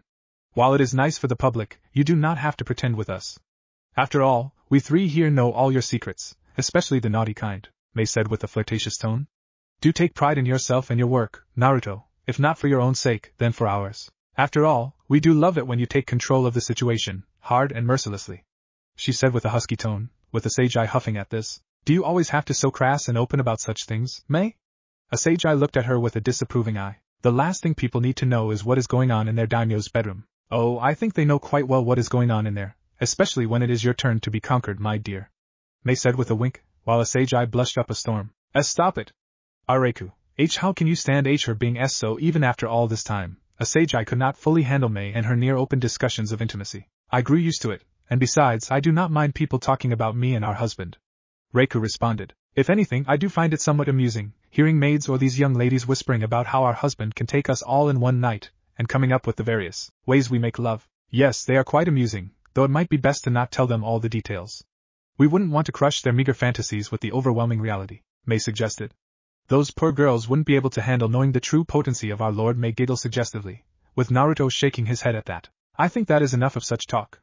We don't want a sage eye to blush up even more than she already is. Naruto told them, with the other agreeing, before he remembered something. It's almost time. You have an appointment with a minister? You didn't tell us, Reika said with a bit of a surprised look, with Naruto shaking his head. No, it's not one of the ministers. Rei had asked to have lunch with me at the Uzumaki mansion, said she wished to discuss some matters of the clan. Naruto told them, more like she is trying to make you spend more time with her, using any opportunity she can get. Asagi commented in a calm and collected manner, without any hostility. I have to give her credit for persistence and diligence in her approach. It is not like that, Asagi. At least, not completely. Naruto sighed. Sure, Rei can be suggestive and flirtatious, quite like Mei, but when she wishes to discuss serious matters, she is fully committed to doing that. Yet you cannot deny the fact that she is more than willing to become your concubine, or rather, your clan wife, as she called it. Reiku reminded him. After all, you are the son of Amaterasu, and the man responsible for giving the Uzumaki clan a new home and a chance to rebuild here in Kamakura. Given the history of the Uzumaki and all you've done for them and her, it's obvious she is more than just eager to become yours alone. And if anything, we wouldn't mind a bit of an expansion in our ranks. The more the merrier, as they say. Mei chuckled at that, with Naruto sighing at that. And what if I were to say that I am content with just the three of you? Naruto asked of them. Then we would call you selfish and heartless. Mei jokingly answered. You are daimyo of Land of Water and a demigod in all but name, Naruto. Compared to you, most daimyo have from 20 to 50 concubines and wives, with some exceeding that, and they are a joke when compared to you. And while you only take those you care and love, we all know your heart can fit more than just the three of us, or rather your virility and stamina are far more than just three of us can handle. And yet I do not hear you complain about either of those. Naruto noted. With the way you take us, we can't exactly complain, figuratively and literally afterwards. Reiki chuckled a little, before she kissed his cheek, leaning closer to his ear. Let's not pretend that you do not find her attractive in looks and personality. Only a liar or a blind man would say it. If you fear our response, then don't, for we've already told her that we approve of her, and gave her all the encouragement we could. Plotting schemes behind my back, are we? Naruto jokingly asked of them. It would seem you need some disciplining, for good ladies do not do such things behind their husband's back. Yes, it would seem we do need some disciplining, and we have been very bad ladies as of late. Mei played along. Will our Lord teach us proper etiquette and morals tonight? Reika asked quite daringly, while Asagi could not bring herself to play along. Do why you really have to say it like that? It's embarrassing enough as it is, Tita asked. Asagi stammered, with Naruto turning to her, and putting his hand on her cheek calming her. It is part of the fun, but if it makes you uncomfortable, we can always stop, Asagi. Naruto assured her, with her feeling a little more confident, deciding to respond. And no perhaps our Lord C could make it home earlier tonight, so that we could attend him more, Asagi said with a red face in an act that was solely reserved for when she is with Naruto and is open to intimacy. With Naruto smiling and leaning to her ear. I will, Asagi, now that you are wishing for it. Naruto assured her, before giving her a kiss on the lips, which she shyly answered to. And in what will my lady shall attend me? He asked of her quite daringly, with Asagi knowing what to answer. Only in what her husband desires, Asagi responded, with all of them knowing what it meant. At this point, the answer didn't matter to them, for it was always the same as it used to be, and all three ladies knew it, for they knew that while Naruto appreciated romance and intimacy, when he gave them such a question, it meant that the incoming night shall be one of passion and lust. And that meant that there would be no such need for fancy clothes or intricate lingerie to entice their lord, for nothing enraptured him more than the natural beauty of his wives. After bidding his wives goodbye for the time, and giving each of them a kiss, Naruto departed with his guards the castle, eagerly awaiting the night that is to come, and already planning ahead his talk with Rei. And all the while he enjoyed his current life and wishing that it could stay the same and never change. Yet in the back of his mind he knew that it was not to be. Konoha Hokage's office. Minato Namikaze, the reinstated 4th Hokage and the yellow flash of the Leaf Village, was sitting in his office and contemplating the situation he and his village were currently found themselves in right now. While few could argue with the fact that Konoha was currently at its strongest it had ever been, and with the peace reigning people prospered, Minato and those who paid attention to the things and what was really happening knew that there were quite a few issues brewing up within and outside of Konoha. And this was not something that Minato had deal with when he returned with his family back to Konoha, at an earlier date than he and Kushina had planned, something that was brought about by Naruto's death. While a normal parent would still lament the fact that his son had died and that he had to face such great mistreatment and pain from near the very day he was born, he was not a normal parent, especially towards Naruto. Minato lamented not his death, but the fact that it came so early and had ruined the plans he, his teacher, 3rd Hokage and Kushina had made years in advance. Both he and Kushina had long since come to terms with the fact that this was necessary sacrifice, made for the good of the people, and there was no point in thinking what would be if they had done differently. Doubt was not something that they needed to deal, so they accepted the fact that Naruto was a sacrifice that was needed to be done, and that was it. They were shinobi, and it was expected, for the good of the Leaf and its people, to make whatever sacrifice was necessary, and this was no different, in his mind. Naruto was made into a sacrifice for the sake of Leaf, his family and the whole world, and as Jiraiya argued, there was no better honor than to die to help bring world peace, which Menma and Natsu were meant to establish.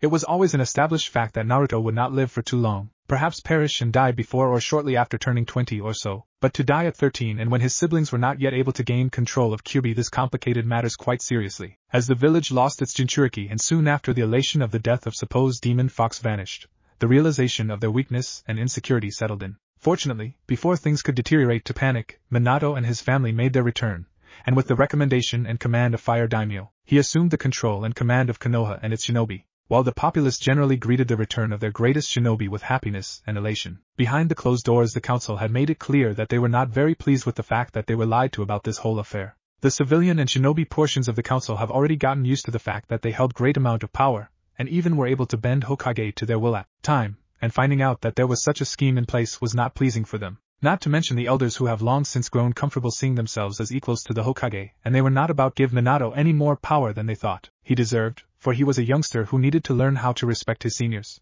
In short, Minato returned to a not fully prepared village that he could steer in whatever direction, but to a viper's nest with power plays, factions, schemes and plots, with him being forced to somehow navigate it all just to manage to get his will done. What also complicated matters was the fact that Orochimaru was still at large and with Uchiha Sasuke as his apparent apprentice, and a whole hidden village under his command, and he had managed to shatter the myth of Konoha's complete superiority and invincibility. While the damage done during the invasion was long since repaired, it still caused long-term ramifications down the line that Minato and Konoha were dealing with. Their old enemies, Iwa and Kumo, were again rearming themselves and quite clearly itching for a rematch, while Suna had pulled away from their alliance about a year back, based on unreliability of Konoha in matters of security and assistance. To add more insult to that, mere days later it became known to Konoha that Suna was now in the process of improving relations with Kirigakure and Land of Water through their daimyo. And this was where Minato's current concern and thoughts lied with the Land of Water and its relatively new daimyo, a man who calls himself Naruto Uzumaki, and who is hailed by the people of water as a savior, demigod and more. In all honesty, Minato and other high-ranking members of Konoha did not know what to think of this man, for their information was limited and not complete, for Kirigakure and its shinobi were extremely good at dealing with their informants. Could he be just someone sharing the name of his son, or was he using it for some kind of scheme? What was known and understood by Minato was the fact that this man had risen in an extraordinary notion, having unified and strengthened the long-fractured and ravaged land, turning it into a powerhouse that everyone was forced to acknowledge. Their economic and trading influence were felt even here, while its shinobi and regular forces were on a whole new level, and this was causing quite a concern to the Fire Daimyo and his court, hence why they issued Minato a special order, one that was bound by duty to complete, hence why he ordered for specifically selected shinobi to arrive in here, so that they were to be given a mission. Soon enough, the door opened and through it stepped his wife, Kushina Uzumaki, Jiraiya, Kakashi Hatake, Kurenai Yuhi, Asuma Saratobi and his former team, consisting of Shikamaru Nara, Ino Yamanaka and Shuji Akimichi. Once they were inside and the doors closed, Minato began to talk. Thank you all for arriving on such a short notice. I am sure I do not have to tell you that the mission you are about to assign on is of utmost importance, and that you are not to speak of it to anyone. Once you are assigned, you will leave at the soonest opportunity, and will not return until it is completed. Minato spoke up to them in an official Hokage tone. This is a deep undercover recon mission, which may last from several weeks to half a year, if needed, and will carry with itself all of the dangers of such a mission. If any of you wish to quit, do so now and nobody will hold it against you. Kid, I'm sure you know that those who are here are fully aware of all the dangers and risks, and that will still take up this mission. Jiraiya responded with his usual tone. Just give us the details and watch us do our best. My former team and I are ready for anything, Lord Hokage. Asuma stated, with Kurenai and his former team nodding to it. I'm personally itching for a mission. It's been ages since I've been to the field, so come on, Minato, just tell us what you want us to do. Kushina eagerly answered. Well, I've assumed that this isn't going to be a walk in the park, but whatever you have for us, we'll do it, sensei. Kakashi responded, with Minato satisfied with their responses, opened up his drawer and pulled out their scrolls for them, before giving it to them. These are your specific orders, that you are complete while on that mission. Now as for the mission itself, it comes directly from the Fire Court and Lord Daimyo himself. Your goals are to infiltrate the Land of Water and to make a full assessment of their military, political, economic and shinobi situation, and along with that, you are to investigate and learn everything you can about its current political leadership, in particular about their water daimyo. Minato stated to them, with the people he summoned immediately growing serious, while Kushina looked at him with surprise. Lord Hokage, you mean our orders are to investigate whether or not that water daimyo really is Naruto or not? Shikamaru immediately asked, with Kushina stiffening at the mention of her discarded son. I was under the impression that he died in battle with Sasuke 3 years ago, and his body was destroyed after it was retrieved. Yes, it was, and while the general consensus in the council and me is that this man is either simply sharing his name, or is using it for some reason, we simply do not know anything concrete aside from his recent activities in the last 3 years, and even then we only have second-hand reports. Minato stated, "It is your job to establish who he is and what his intentions and plans are. From what we know for certain is that he is 22 to 26 years old, and clearly has had extensive shinobi training, possibly having been one, and is considered to be extremely skilled and powerful in ninjutsu, genjutsu, byukijutsu and taijutsu.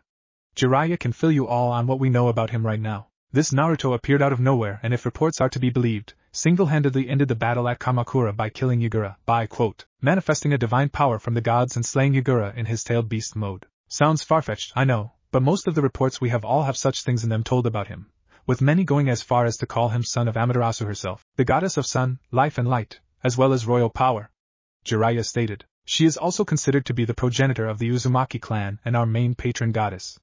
Kushina added, "To so boldly claim to be her son, this man is either seeking death, or is plain stupid, for no one would dare to do so. I doubt he is even a real Uzumaki, just some no-name who thought to usurp my family's name. Well, regardless whether he is an Uzumaki or not, people prefer to believe he is at least descendant from Amaterasu, and with the feats he was displaying, it only served to reinforce his supposed divinity. After the battle, he married a prominent feudal lady by the name of Reiki Minamoto and became lord of Kamakura, and after their forces and current Mizukage de facto reunified Land of Water, he returned back for a few months to Kamakura. However, when the water daimyo was poisoned and the court and the capital erupted into bloodshed and chaos, Naruto went there with his army, after having taken Asagi Imagawa, the daughter of late daimyo, as his new wife." Jiraiya continued, "Instead of pledging to any of the factions, he instead seized the capital and the castle, imprisoning the feuding forces, and after a supposedly democratic council, he was elected new daimyo of water, and right after that, he executed everyone who had participated in the bloodshed. In one fell swoop, he had effectively eliminated anyone who could have opposed him and his reign. From what I heard, it sounds like this man had actually orchestrated the entire affair and used it to seize power and become daimyo himself, while using the Imagawa princess to legitimize his reign."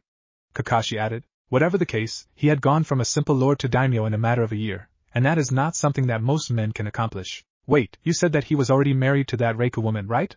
How could he marry an Imagawa princess if he already had a wife?" Ino asked, oblivious to that fact, with Shikamaru sighing from her foolishness. "What a drag, Ino, didn't your mother and father tell you about such thing as polygamy and how it's still practiced?" Shikamaru asked of her, with Ino shaking her head. "Man, what a drag basically, a man of noble origin and status, from a low-ranking samurai to a daimyo, has the right to take up more than one wife, with most of the women taken becoming his concubines. Shinobi also have that option, but generally avoid doing it, unless it is to preserve the clan's special abilities, traditions and clan itself.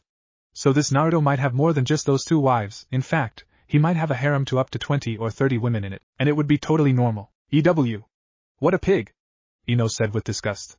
"I can see how this person would be able to destroy the entire daimyo family, while also taking the last of its members to bed. Man, he must be the absolute worst. Maybe, yet he also the man who had unified the country and made it into a force to be reckoned with again."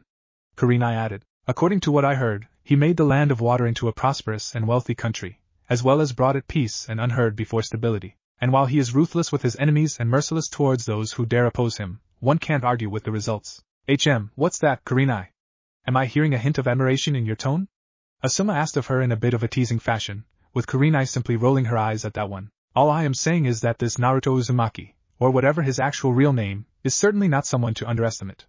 Kurenai stated, before turning to Minato, "What exactly do you wish for us to learn about him, Lord Hokage? Within those scrolls are your specific orders, which will give you individual tasks to accomplish, so you can learn all about it there. Your first real challenge will be getting to Land of Water and Kamakura, the current capital, undetected, and unfortunately, it would appear that we cannot use the usual shinobi routes and ways." Minato stated to them, "Kirigakure shinobi have so far been able to intercept and either eliminate or detain every incursion into the Land of Water, and our Anbu have had no luck trying to get anywhere close. Hence why you will be traveling in deep undercover, with Jiraiya providing you the means to accomplish that. You have until dawn to prepare for this mission, so everyone, save for Jiraiya and Kushina, are dismissed." The shinobi bowed to him and left, leaving him alone with his teacher and wife. "Okay, kid, what is it that you want to talk to us about?" Jiraiya asked of him, knowing that Minato would not have held them back if it was not important. "About 2 days ago, I have received a report from Kamakura from one of our undercover agents, working for a trader in Land of Wood. According to his report, there are members of an actual clan Uzumaki present and living in Kamakura, in large numbers. In fact, he has stated that they are residing there on a permanent basis, and that their current leader, named Rei Uzumaki, is very close to the daimyo, and that he is considered in all but name their head. Minato revealed to them what he had heard, with Kushina looking at him with shock. Minato, are you sure that this information can be trusted? How many Uzumaki are there in Kamakura? Kushina immediately asked of him. I do not know the exact number, but he stressed that it was enough to count for a standard shinobi clan, like with Nara or Hyuga. I'm aware that the Uzumaki were once one of the largest in terms of numbers clans in all of lands, which was part of the reason they were able to control an entire country on their own, not to mention having about 5 small clans as their vassals. Minato said, your specific mission, Kushina, will be to come into a contact with them, quietly, and use your connection to them to gain information about this Naruto, and if possible, convince them to come to the Hidden Leaf Village. Given the history between our people, I am hopeful it can be accomplished without much issue. Of course it will be accomplished, Minato. I am a member of the main branch of Uzumaki clan, and I don't know who this Rei is, so she is bound to be just another one of the side branch members who got lucky. Kushina assured him. Konoha and Uzumaki have a long and strong history together, so of course the people will come here when they learn that we are ready to accept them. I'm glad to hear about it. Minato smiled to her, while he turned to Jiraiya. Your job, sensei, will be to set up a proper information network in the Land of Water, so we may actually start to gain reliable and up-to-date information. Well, that won't be too hard to do, but I do have to ask about something, kid. Jiraiya said. In case this daimyo actually turns out to be who we don't think he is, what are we to do? You mean, if he is our Naruto, somehow reborn and returned older and fully grown up? Minato asked of him with skepticism. I thought you didn't believe in such things, sensei. Perhaps before, but after consulting with the Toads about this whole situation, let's just say that when they heard about this man, they told me to be very careful with him, and that while Naruto Uzumaki I knew is dead, this one carries in him the will, might and potential that was once to belong to the dead one. I honestly do not know what to make of it all, but Jiraiya sighed. Just in case, what if it is him, Minato, what are your orders? If it really is our Naruto, do you think there is any chance we could convince him to return back to Konoha? Kushina asked, although she already knew the answer, and give up being a daimyo, one of the most powerful nations, uncountable riches and power, just to be a lowly genin? Maybe with the previous Naruto it would work, since all he wanted was to be a Hokage. But if this one is even half as good as the stories make him out to be, we might be dealing with someone who could give even Shikaku Nara a run for his money in plots and strategies. Jiraiya told her, with Kushina sighing. Still, we might be able to benefit in some form or manner from him, if really is our Naruto. If he really the same in one person, then use it to our advantage, if not to gain his trust and friendship, then to undermine his position and power. Minato stated to them. I quite doubt that the nobles and people of Land of Water will follow some failed genin from Konoha, once they learned of his true origin. A month later.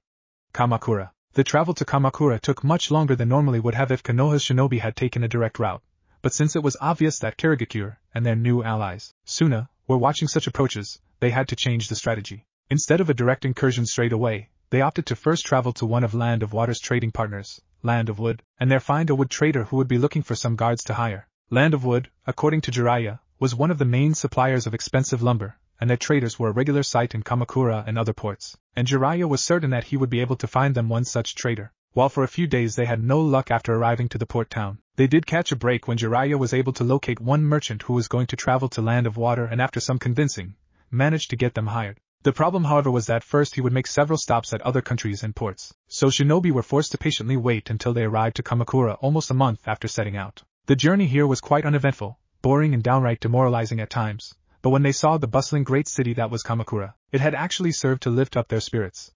The current new capital city of Land of Water looked like it was from another world when compared to the other capital cities, with even Land of Fire City looking rather underwhelming when compared to it. A bustling full port that was packed with ships and traders in the harbor, beyond which began the expansive city, with buildings towering over the fully paved streets, with electricity and lanterns everywhere.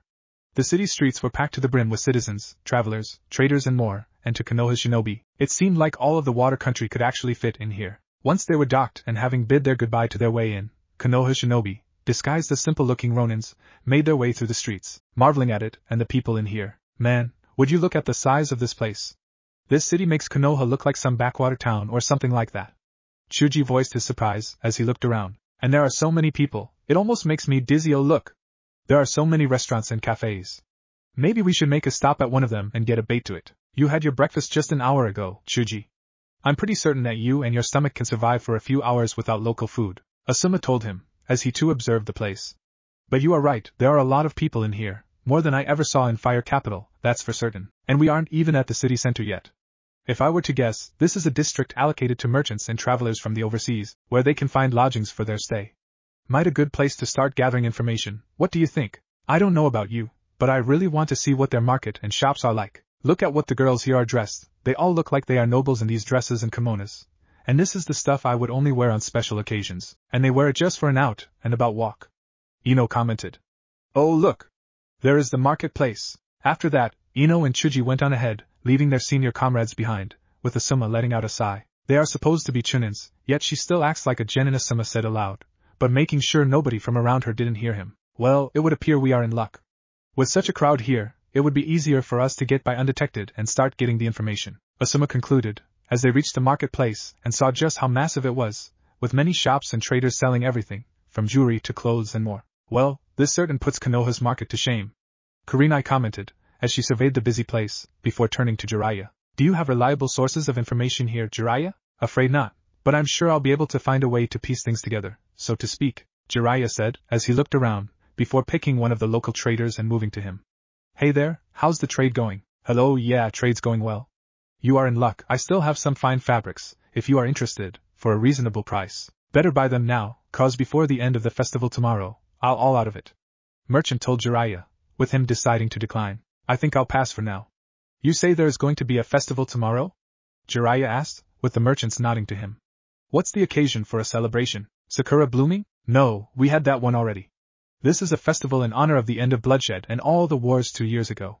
Merchant informed Jiraiya. Ever since our new daimyo took power, he's brought us peace and prosperity, not to mention unheard security and stability. Just some 5 years ago I couldn't go to another city on this island without getting me a whole squad of mercenaries, but now I can go all around the country without any fear that I would be robbed. Sounds like your new daimyo is a pretty serious person. He must not really like it when people don't do what he says, or say things that aren't nice about him, Jiraiya noted seemingly offhand, with Merchant scoffing at that. I'd like to see someone stupid or rather ignorant enough to criticize Lord Naruto, especially after all he has done for the people. In just 2 years he has fixed practically everything that the Amagawa and their advisors have destroyed or made worse, and that's not to mention finally dealing with all those warlords and bandits. Merchant stated with fervor. All that the previous daimyo cared about were themselves, while Lord Uzumaki is actually living up to his status and does his duties. Yeah, I heard all that, and yet I also heard that he had caused the downfall of the Amagawa to begin with, not to mention eradicated all but 1 or 2 of them, Jiraiya reminded. That's what they say in other great countries.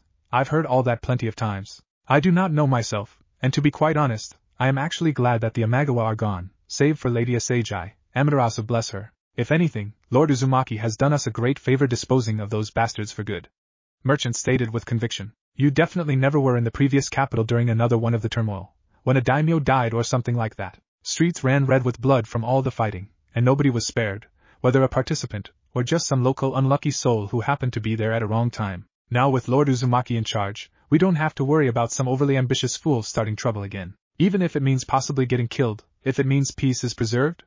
Jiraiya asked, with the merchant looking at him with a not-so-friendly eye. I don't know why you are asking all of this, nor do I think I ever heard your name. In fact, you've got a rather funny accent, one that I think I've heard before, but I can't figure out where. Merchant narrowed his eyes at Jiraiya, who understood that he has overstayed his welcome. Well, sorry for being a bother, I'll just watch where you are going, Jiraiya said with indignation, when he nearly bumped into a tall and strong-looking young man with quite a number of scars on his face, which didn't seem to detract from his natural handsomeness. Sorry, I didn't mean to. The man tried to apologize, but didn't manage to do so, when he saw Jiraiya already leave with his group, while the man looked at them with focused eye, finding them and the man strange, before turning back to the merchant.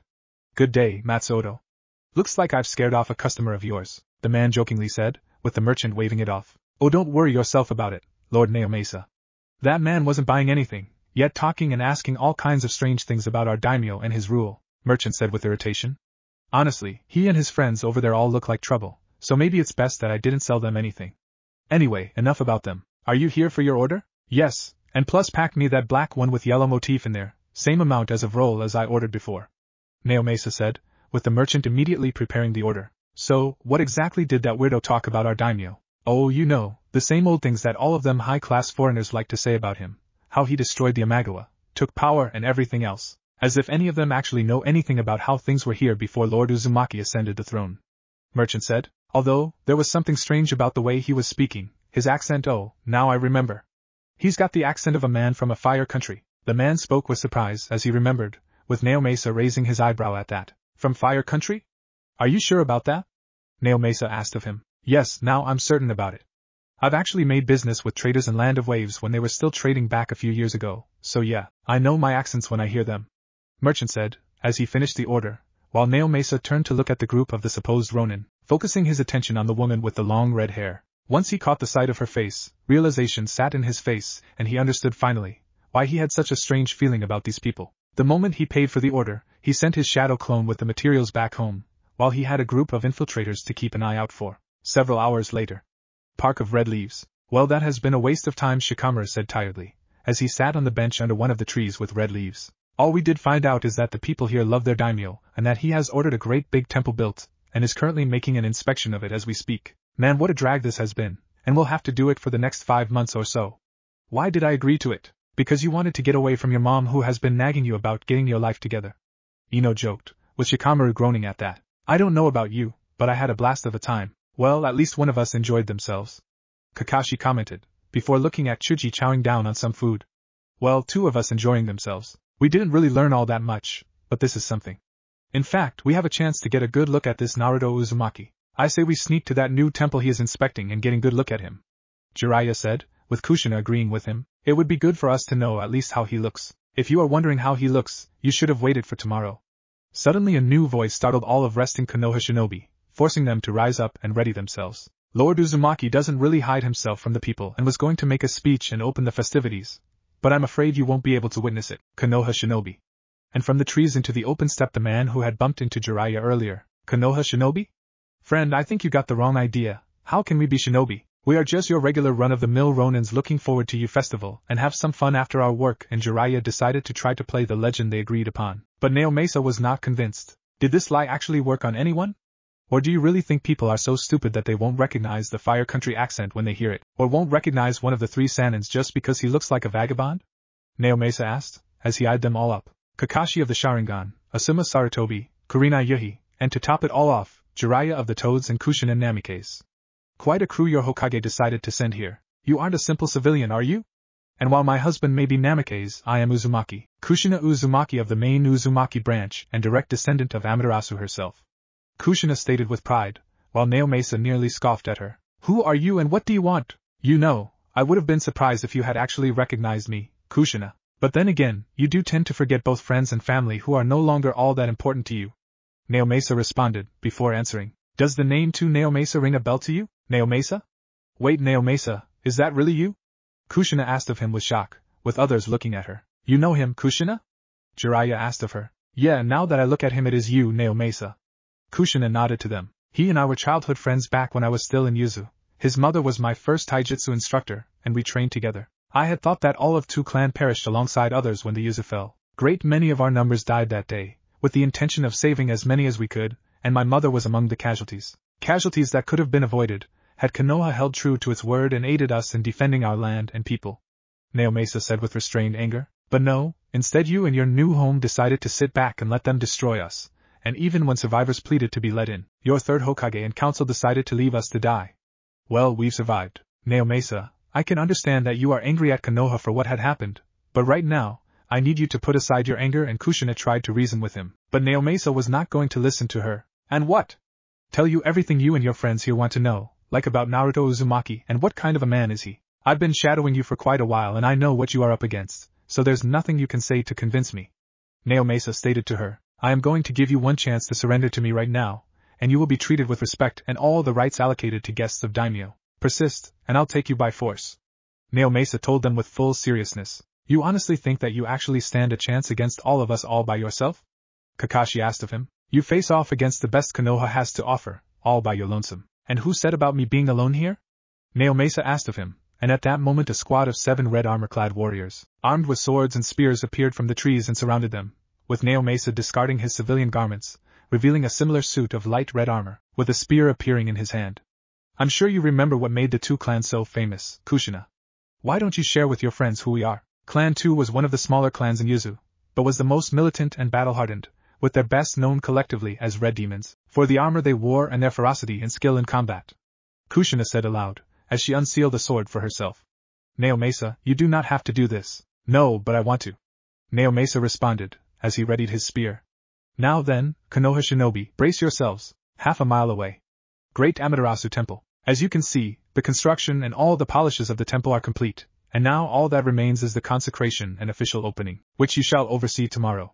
Rei Uzumaki, the current official head of the Uzumaki clan, a young and stunningly beautiful woman with long flowing red hair and violet eyes, spoke to Naruto, as he finished the inspection of the temple. And from then on, Amaterasu shall watch over Kamakura and protect it, and its people, as well as bless your rule over this land, though I imagine you need not her blessing. No, she had blessed me to do whatever I wished with my life. But you are correct, Rei, the temple is quite an architectural marvel. Naruto commented. Spacious and large enough to hold hundreds of people at the same time, yet also decorated with luxury and grace, but without exuberance, just like she would have wanted. And it was complete in such a short amount of time. You have outdone yourself, Rei. You honor me, my lord, with your words, though had you decided to personally lead the project, you would have accomplished it all in a single night, if not sooner, Rei suggested with a small smile, as they observed the temple. I must confess that at first I did not think you would take my suggestion so close to heart, and allow this temple to be built. While you are an Uzumaki, you are also the daimyo of Land of Water, and I thought that you would use the resources and money for more prominent projects than this one. I may be daimyo now, but I am also an Uzumaki, and if I have committed myself to seeing the clan that I call my own restored and revived, I intend to do it fully. And what better way to start it than to restore its culture and traditions, not to mention bring you closer to the people here through creation of something that all can share? Naruto asked of her. Amaterasu is a goddess for all, more so than the Sage of Six Paths, and she has become a symbol that creates something that unites people from all around the world. She would not object to usage of her image if it means bringing people together. And while there are many projects that also require resources and time, one can't forget about the culture and what makes a people unique. Rei listened to him, and nodded with a small smile. Spoken like a true enlightened son of Amaterasu, and while we have this opportunity, I wish to ask if you had given any thought to my proposal? Rei asked of him directly, with Naruto turning to face her. You certainly know when to pick your time to ask such things, Rei.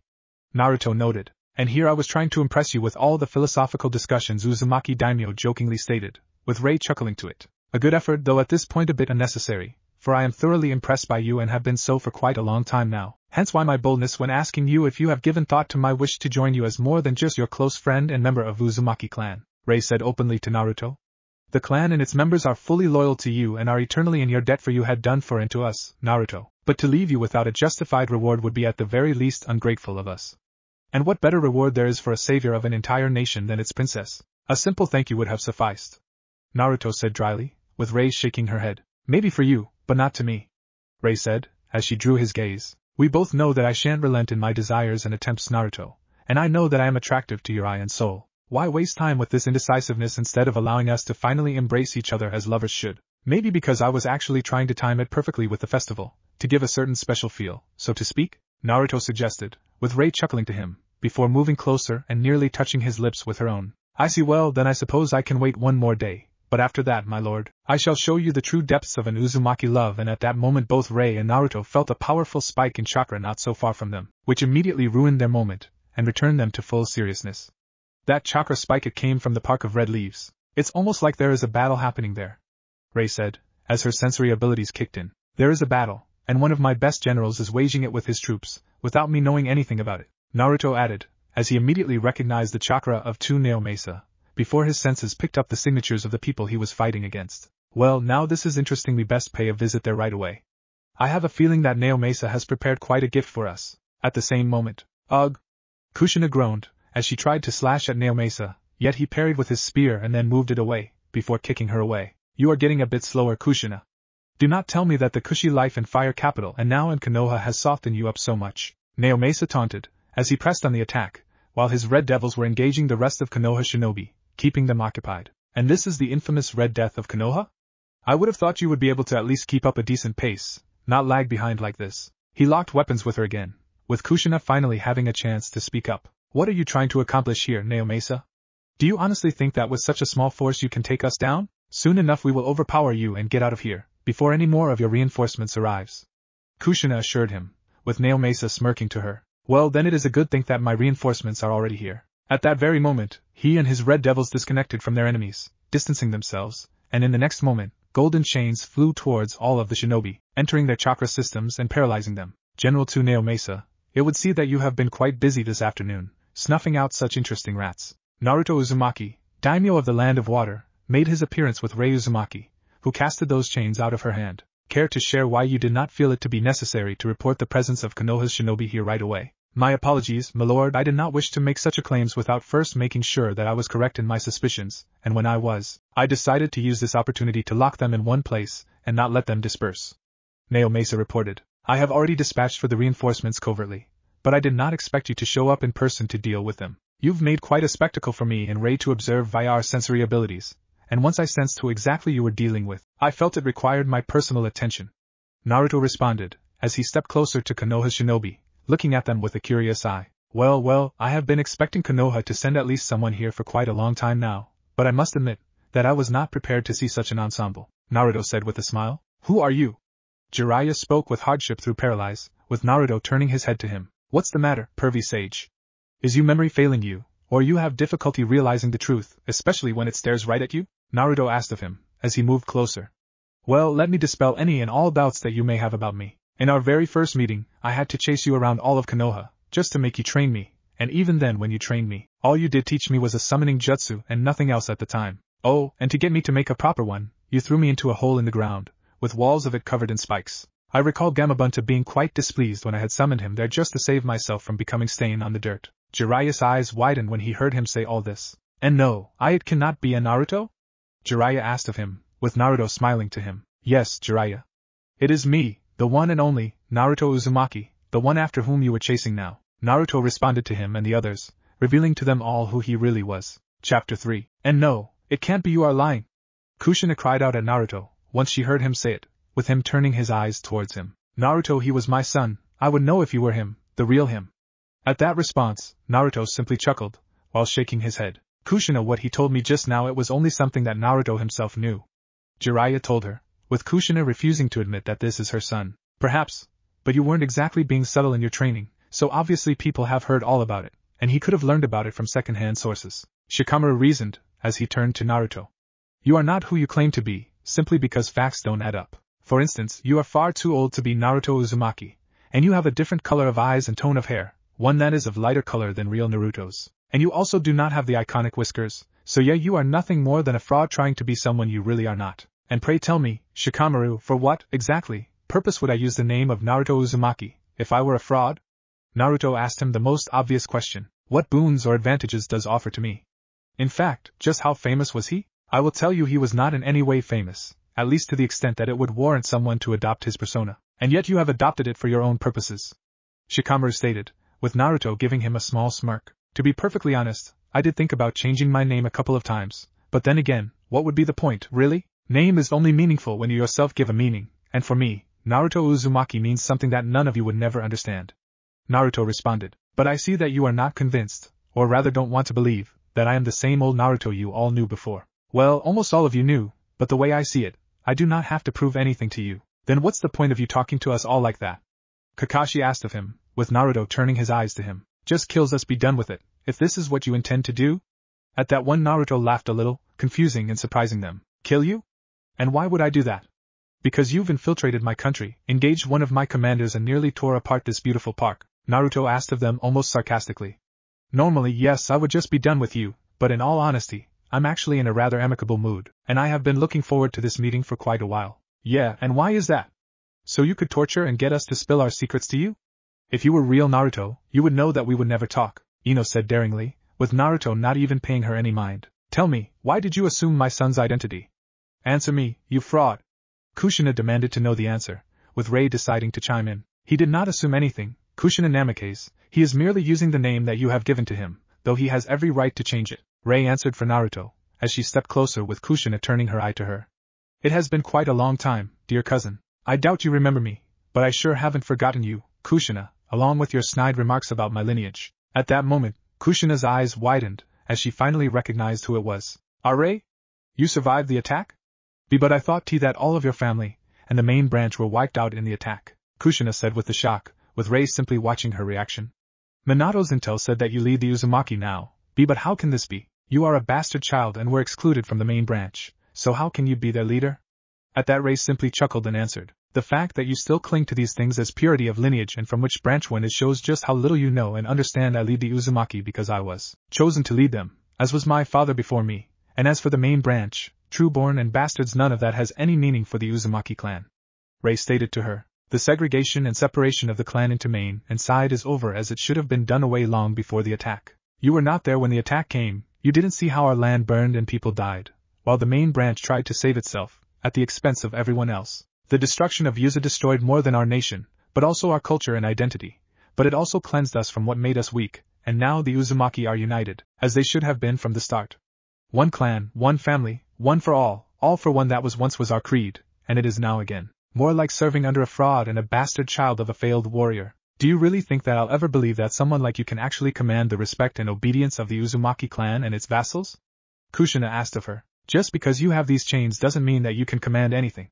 Dispel them and I'll show what a real Uzumaki is made out of. As tempting as it sounds, Kushina, I think I'll pass. Unlike you, I do not have to prove anything, and I have grown past the age when I get ticked off by even the smallest of things. Rei said with a mocking smile, before she turned to Naruto. My lord, what is it that you wish to do with them? If I may, Lord Naruto, I would suggest that we be rid of them this instance. Naomasa suggested, with Kushina looking at him with surprise. While it does sound tempting, Naomasa, I am not in the mood to draw blood, especially on the eve of the festival, and I am not all that interested in starting a war with the leaf, despite everything that has happened, Naruto stated to him, as he snapped his fingers, and a 7-man squad appeared out of shadows, each of them wearing different arms and armor, yet all looking as ferocious and dangerous as they could get. Instead, I think I'll just drop these guys off at their village, and while I out there, make my intentions as clear as it can get to them. If you would permit, my lord, I would like to also accompany you to the Hidden Leaf. Rei asked him. I would like to look into the eyes of those who had left my people to die, and make it clear to them that the Uzumaki are not dead, and that we have not forgotten or forgiven those who had betrayed us. Very well, as you wish. Naruto told her, as he moved closer to Kushina and suddenly touched her neck. What do you think you are doing? She asked of him, unable to shake him off. Just looking for that flying Raijin formula that your husband has put on you, and there it is, Naruto said as he found it, and then his free hand began to perform series of hand signs. Hold on to me, Rei. This may be slightly uncomfortable. At that, Rei grabbed onto Naruto by hugging him closely with her free hand, placing it onto his chest with her entire body pressed into his side, while she had quite a smile on her. The moment Naruto was done with the signs, the area filled with smoke that cleared away almost instantly, revealing a completely clear spot in the park, where just moments before was the group of Konoha shinobi, Naruto, Rei and Daimyo's personal bodyguards. Konoha, council chambers. The very next moment, a large puff of smoke appeared right in the middle of the council chambers, and the next moment it cleared out. Naruto realized where he had found himself, and it brought quite a smile upon his face. He was right in the council chambers, right in the moment when they were having another one of their sessions, with the entirety of the council members and even shinobi clan's heirs being present, not to mention the elders and Hokage himself. This was even better than he could have asked, for Naruto was actually quite interested to talk to not just the man who had destroyed his life the first time, but also with all the people who had made his life as a child miserable and nearly unbearable. He glanced around and noticed the shock and utter disbelief on everyone's faces, with the civilian council being unable to even fully comprehend what was happening, while the shinobi council acted in quite a different manner, as did Hokage and the Umbu that were stationed here. The clan heads and many of the present heirs already prepared for a fight, their training skills already kicking in, with only one exception, and that being Hinata Hyuga, who was unable to move even a muscle. Where her father and younger sister already activated the Byakugan and assumed fighting stances, she simply looked at Naruto and tears began to run down her face, with Naruto seeing clear realization and purest happiness in her eyes. The sight of Hinata crying caused a small painful pang in his heart, for before his mind was altered and nearly broken, he did develop a something akin to crush for the soft-hearted girl. Looking at her now, he couldn't help but notice how she had matured and grew into a woman of beauty and grace, though it was also clear to him that this growth also came with sorrow and sadness for her. Out of all in this village, only she was undoubtedly the one to have mourned him, and he could clearly see how it led to her being ostracized and made into an outcast within her own clan and family. He knew even back then that the Hyuga clan wasn't a place that fit Hinata and that she was always viewed there as a weak and meek person, unfit to lead their clan in the future and deserving only to move away for the sake of her sister. That sentiment extended to all of the clan, not just the main branch, but also the side branches as well, for why else would Niji be so ready and willing to kill Hinata, a member of the main branch, if it also meant that he would likely be killed soon after for such a travesty? The answer was as simple as it could be: the clan, or rather its elders and Hayashi, gave him their permission to kill her and therefore rid themselves of the problem that they saw Hinata being, and that thought made him rather angry, angrier than he would have expected himself to get, signaling to him that even after all this time, he still held warm feelings towards Hinata, and just from the way she looked at him, from what he could see in her beautiful eyes, he could tell that for her, he was far more than either friend or object of admiration. But what his wives and Rei saw him, turning away from Hinata and directing his sight towards Minato, he saw the surprise and shock in his eyes, which quickly retreated and gave way to the concentrated anger and preparation, as he saw his wife and the team he had sent bound by the chains of Rei. Naruto realized instantly that to expect him to be shook and staggered would be pointless. But the reaction of the two kids that were near him now, they were not so quick to get rid of their anger and shock. A boy and a girl, each of them looking like a younger version of their parents, Menma and Natsu, were glaring daggers at Naruto, with Menma practically snarling and prepared to strike him at that moment, while Natsu was far more restrained in her actions and intentions. From just a casual glance it was clear that Natsu was the level-headed one of the two, while Menma was more like him when he was younger, only even worse. When looking at them, he could clearly see the resemblance between them and himself when he was younger. And while he could have thought about how things would have turned out if his parents had made a different decision, it was ultimately pointless and needless. The past was in the past, and he had already died and was cleared away of any attachments towards this family. So beside from anger and controlled hatred that he felt for Kushina and Minato, there was no room for anything else. He was here for a purpose and one that he intended to complete now. The moment Umbu had appeared and prepared to strike him, his bodyguard surrounded him and Rei in a protective manner, while Naruto simply raised his hand spoke the first. Let's not be so hasty, shall we? I understand that this may be a bit surprising and confusing for you, but despite how it looks, I am actually here simply to talk to you, Naruto told them in a casual tone, as he looked at Minato, who already drew out his kunai. I understand that you were trying to find out who I am and what is it that I want. Well, I am here to tell you all exactly that. So, father, or rather, Minato Namikaze, shall we talk? Naruto couldn't help but smile at the surprise on his face. Just who in the world are you, and how did you get in here? Counselor Koharu rose up from her seat, looking at Naruto with shock. Release these shinobi at once, or face the wrath of the Hidden Leaf Village. Whoever you are, you chose the wrong place to pop up, you bastard. You are right in the heart of the strongest hidden village, and unless you release them, you and your friends will be very sorry for ever getting here. Some Inuzuka practically snarled at Naruto, while he simply sighed, before giving Rei the signal to release them. Good, now die. And at that very moment, the shinobi of the Hidden Leaf in their near complete entirety leapt into action, while Naruto closed his eyes. Unfortunately for them, the moment they did, they were stopped by some kind of force and then were all pushed backwards, forcing most of them to crash into the wall or floor without the ability to stand up. Only those who had chosen not to attack Naruto were spared that fate, with his former sister Natsu being one such person, alongside his former parents, Hinata and those he just brought here. Letting out a small sigh with close eyes, Naruto opened his eyes, looked at Minato Namikaze, and spoke up again. I did say not to be so hasty. After all, one can never know what your supposed opponent can have hidden in his sleeves. Naruto remarked, before turning his attention to Minato. So, Minato, I understand you were interested in me. Well, here I am in person. Who are you? Minato asked of him, with Naruto smirking at him. I think we both know at this point who I am, even if you try denying it in your mind. Naruto answered to him, before raising right hand and opening its palm. But to dispel any remaining doubts, here's a clear proof of who I am, Naruto said, and at that very moment a familiar-looking ball of chakra appeared, shocking all who saw it, with Minato included. Rasengan! But I only taught that technique to select few, and aside from them, only Minato realized what Naruto was meaning behind his words, and then realization came crushing down on him. And Naruto, it really is you? Naruto smirked at that, dispelling Rasengan and answering, and who else would I be? A fraud trying to masquerade as someone as insignificant as the supposed demon fox of Konoha? Give me a break. Naruto chuckled at that, while everyone else was reeling from the realization who it was before them. But how is that even possible? You were dead, Tsunade had personally checked your body, there was no way you could have survived, and even then, we burned you afterwards, Hiruzen Sarutobi said with shock, before Naruto looked into him. How did you come back, Naruto? He asked of him in shock. Well, I'm not denying that I died, which I did, in fact, after your precious Uchiha ran a Chidori right through my chest. As for how did I come back, does it really matter at this point? The point is that I died and then got back alive 3 years ago, and now I am the Water Daimyo. Naruto simply shrugged his shoulders at that. If you have been alive all this time, then why did you not report back to the Hidden Leaf Village? Did you forget your duty to it? Mitokado demanded to know from him. If you really are Naruto Uzumaki, you would have done exactly that, instead trying to play who you can never be and never will be. And why would I return back, especially after my mind was restored to its fullest potential, with all the memories of what this village had done to me? Naruto asked of them, revealing that he had full memories of what had been done to him. Why would I go back to living in the slums, being a pawn in your games and just being a puppet in your hands, when I am now one of the most powerful persons in the world? Besides, I did die for this village, so don't go trying to blame me for disloyalty and treason.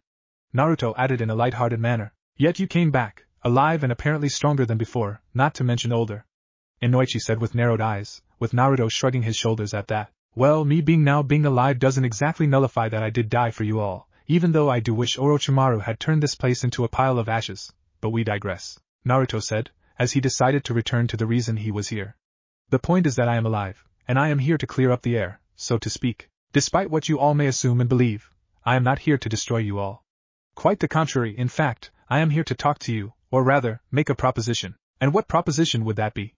That we apologize to you for what was done to you. Never, the Leaf and its people would never sacrifice their pride and honor, especially to a demon like you. One of the civilian counselors shouted at Naruto. Honestly, I would have been surprised if you did, but no.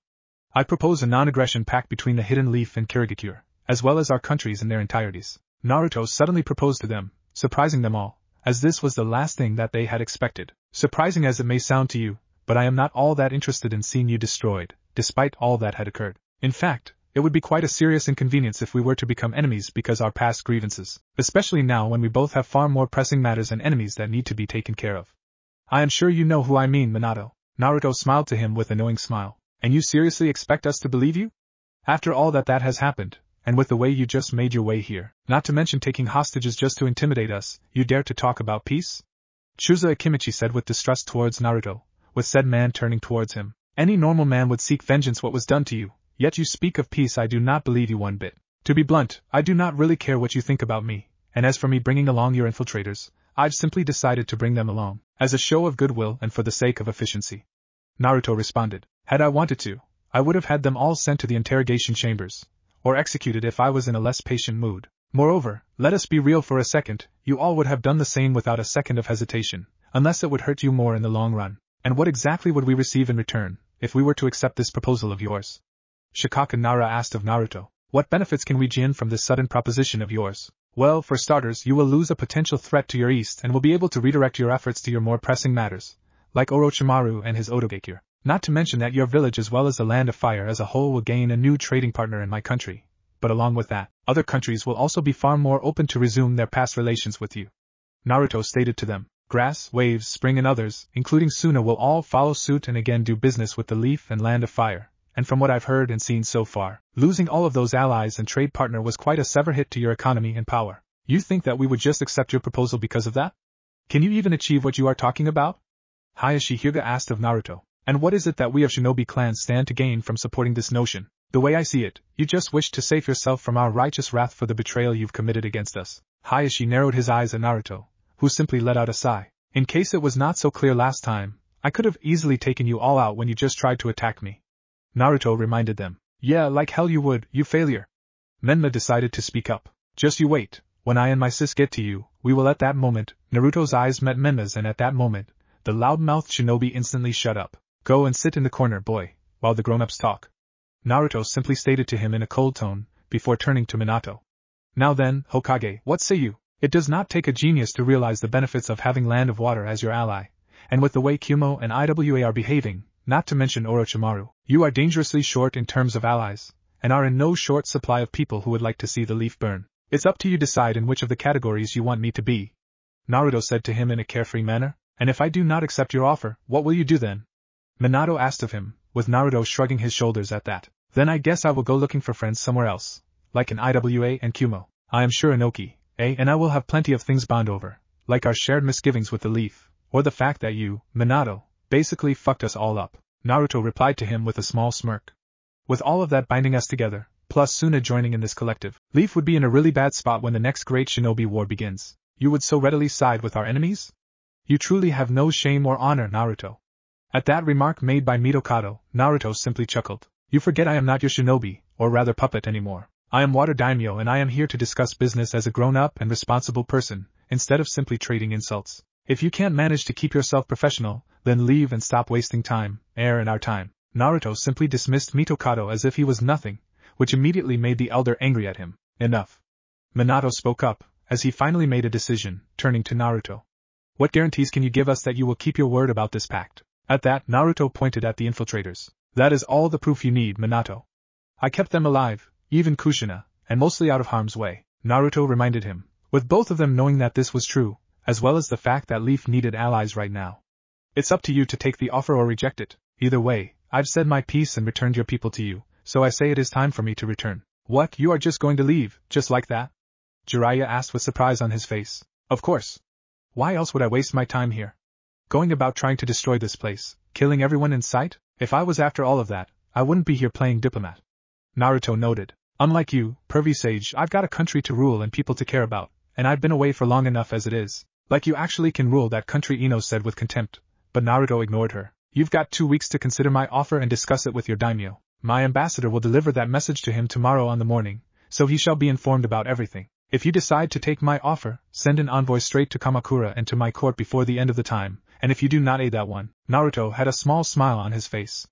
Well, I guess I'll be entertaining ambassadors from Earth and Lightning. I hear they have quite unique tea ceremonies, and I have recently taken up in partaking in those when I have free time. I am curious what properties their ceremonies have, and with that said, Naruto prepared to transport himself, Rei and his escort out of here, when Kushina called out to him. Wait, Naruto, wait. Kushina had managed to gain his attention. You can't just leave like that. Do you not want to talk to us? Your father and Kushina tried to speak, but was interrupted by Naruto. I have no need or wish to speak with you, and if I did, what would you want to hear from me, Kushina? Naruto asked of her with a neutral expression, with Kushina saddened by the fact that he was so uninterested in her and her wish. Besides, what is there for us to say to one another? That what you did was for the good of the leaf, that you are sorry and that you wish to make amends. But, we are family and I am your mother, so don't you? At what Kushina just said, Naruto's eyes narrowed, before he spoke up. We were never family, and you and your husband have never been my parents. And even if I wanted to make up with you, it would already be all too late. After all, I did die, Naruto reminded her, deciding not to prolong his stay in here. You have heard my offer, Minato. Make your choice, and when you do, be sure to show your dedication to that course of actions, if you understand what I mean. And at that moment, Naruto and his entourage disappeared from the chambers and from the village. We should immediately send forces after them. They couldn't have gotten far away from us, one of the civilian counselors demanded, before Shikamaru Nara shut him down. You can forget about it, you'll not be able to catch him or his escorts, because that wasn't a body flicker jutsu, but a full-on space-time ninjutsu, possibly flying Raijin itself. Shikamaru stated, before turning to Kushina. He must have used Kushina as a conduit to teleport us all here, by using the formula to track down the creator of it and then teleporting straight to it. That's how he got here from Kamakura. What a drag. It seems Naruto not only became older, but he is definitely not lacking for new tricks. Is that even possible, to use the flying Raijin in such a way?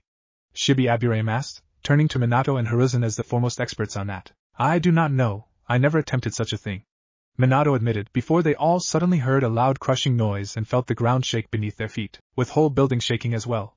What in the world is that? At that moment, a group of 3 Umbu appeared right in front of him. Lord Hokage, there has been a destruction of village's property just now, Umbu commander stated with awkwardness, as this was clearly not something that he wished to state. Mere moments ago, 4 out of 5 of Hokage mountain statues they'd been cut off from the mountain and came crushing down. Minato and everyone else looked at them with shock. 4 out of 5, all at the same time, came crushing down? Hiruzen asked with shock in his voice. Have there been any casualties? No, fortunately the statues came down without breaking apart into debris, and landed as solid pieces. Aside from the large clouds of dust and tremors caused by them, there were no damages done, but the people are bound to panic, if they haven't already. And also at that moment, Umbu commander took out an envelope and gave it to Minato. This was found on the head of the 5th Hokage, the sole one that is still attached to the mountain. Minato took the envelope and opened it, revealing the letter in it and reading it aloud. Consider this to be your first and last warning. If you decide to spit at my graciousness and open hand, I will give you the same blade that had severed those heads. Minato read, with the council in shock at that. Oh, and if you see Tsunade, tell her I said hi and invite her for a visit to Kamakura. I'm sure she and I have so much to catch up on. Sincerely, Naruto Uzumaki, daimyo of Land of Water. And with that said, in one day, Naruto had revived his reputation as the #1 most unpredictable person in the world, and Konoha was left reeling from the shock and effect of his statement. 3 days later. Daimyo meeting chambers. As Naruto had promised, Fire Daimyo had received an official letter from Naruto himself with the proposition attached to it, as well as the notification that the leaf had already received it as well. It did not take long for Daimyo to react, and as soon as he could, he moved to Konoha to consult with the Hokage and others about it, since it would appear he could not fully make that decision. This was nothing new for the leaf and its leadership, as they have long since gotten used to the fact that the leader of their country always asked their opinion about such things before making the ultimate decision. This gave them a certain level of influence and power in the decision-making of the entire country, and they were the ones who had influenced Fire Daimyo and his court to impose the new trade regulations on the water in the first place, having been incensed by its increasing riches and influence. They had hoped that in some ways, Naruto would be much the same way, but now they understood that he was a far different kind of daimyo than what they had come to deal with in the past. His predecessors, the Imagawa, were far more self-centered and easily manipulated and made to do the bidding of those who held power in the capital. At first, they thought that Naruto would be the same way as all that came before him, but instead, they learned that he was as decisive and direct as he was different from the boy they knew. he took matters into his own hands, instead of relying on others, and it was clear that he held not just strong influence over rebuilt Kirigakure, but was commanding it in a practically direct manner. It took little time for Minato and his council to understand that Naruto was not going to be joking around and he was as serious as they got, and after his little warning, they took to considering his offer seriously. In all honesty, this was the offer that they never expected to receive, but were all hoping they would get, as it would solve a great multitude of problems. Ever since the many countries have cut their ties with the Land of Fire, both the country and the hidden village suffered a serious hit to their economy, and with the reduction in trade and resources from abroad came a serious reduction in clients. While they still had their regular clients to rely upon and had the funding from the daimyo court, Konoha still suffered a serious hit to their riches and economy, as they no longer had as many partners to trade with and clients to work for. Hidden villages survived on both the funding from their daimyo, but also on the revenue from the missions, and with the serious decrease in the latter came the funding cuts with the former, as daimyo tried to counter the effects of the loss. This meant that Leaf was not able to maintain such a large force as it did before and had to decrease the number of their active shinobi in the field, mainly firing or moving into the reserve shinobi from civilian families. Unfortunately, this led to many of the genins and shunins to outright leave the Leaf village after they were fired and become mercenaries or bandits, since none of them knew how else to make a living. This in turn led to even more problems that the Leaf had to deal with, and this was further hampering their power and abilities. Naruto's proposition was like a blessing from above and Leaf was more than eager enough to accept it, given their mounting problems, but they weren't blind enough to simply take it without at least analyzing it. And once they believed they had discerned the true reasons for Naruto to make such an offer, Minato, his elders, as well as Hiruzen, Shikaku, Hayashi, Kushina and Jiraiya met with Fire Daimyo in the chambers allocated for such occasions. This offer that this ruffian has made, as much as it repulses me to even consider making deals with this upstart, he does offer quite good deals, Daimyo said in a mix of boring and prideful manner, showing his clear obliviousness to all gathered here. And I hear that his country now gets all of the best silks from the east, and that just his commoners dress like my nobles do. It would not do for me to dress in rags while his peasants prance about akin to nobles, Daimyo said with indignation. You are entirely correct in that regard, Lord Daimyo. Minato agreed with him, and while it may seem unsightly for a man of your station and lineage to make deals with Naruto, the council and I have long and hard conversed about this entire situation, and we believe that it would be for the benefit of all of the Land of Fire, and you personally, if you were to agree to this offer. Really? What are those benefits we would get from working with this lowlife? And do you really expect me to show affirmation to keeping my end of the bargain with him? Daimyo asked with an insulted tone, before opening his fan and blowing it upon himself. Seriously, who does he think he is, to actually the gall to demand me, Yoshihide Asakura, a Fire Daimyo, to comply with this upstart and give affirmation to our dealings? My word is all that he needs, and even that is too much. Yes, you are entirely right, Lord Daimyo, and yes, Naruto is nothing more than a low-rank former genin, who has turned his back on us and by some mysterious way found his way to become a would-be daimyo. Koharu agreed, before adding, and yet, as Lord Forth has said, there is a great measure of wealth and power to be gained from cooperating with him, and this agreement needs not to be a long one, and his reign will not be a smooth or long one at that. Koharu said menacingly, gaining the attention of Daimyo. I understand that you some kind of a plan to deal with him, or something like that? Yoshihide asked of them, with Hiruzen answering, Yes, Lord Daimyo. Lord Hokage and all of us have been in deep discussions and contemplation, regarding the entire situation and this proposal, and after a prolonged consideration, and regarding what we have managed to obtain through our sources, we have arrived to a certain conclusion.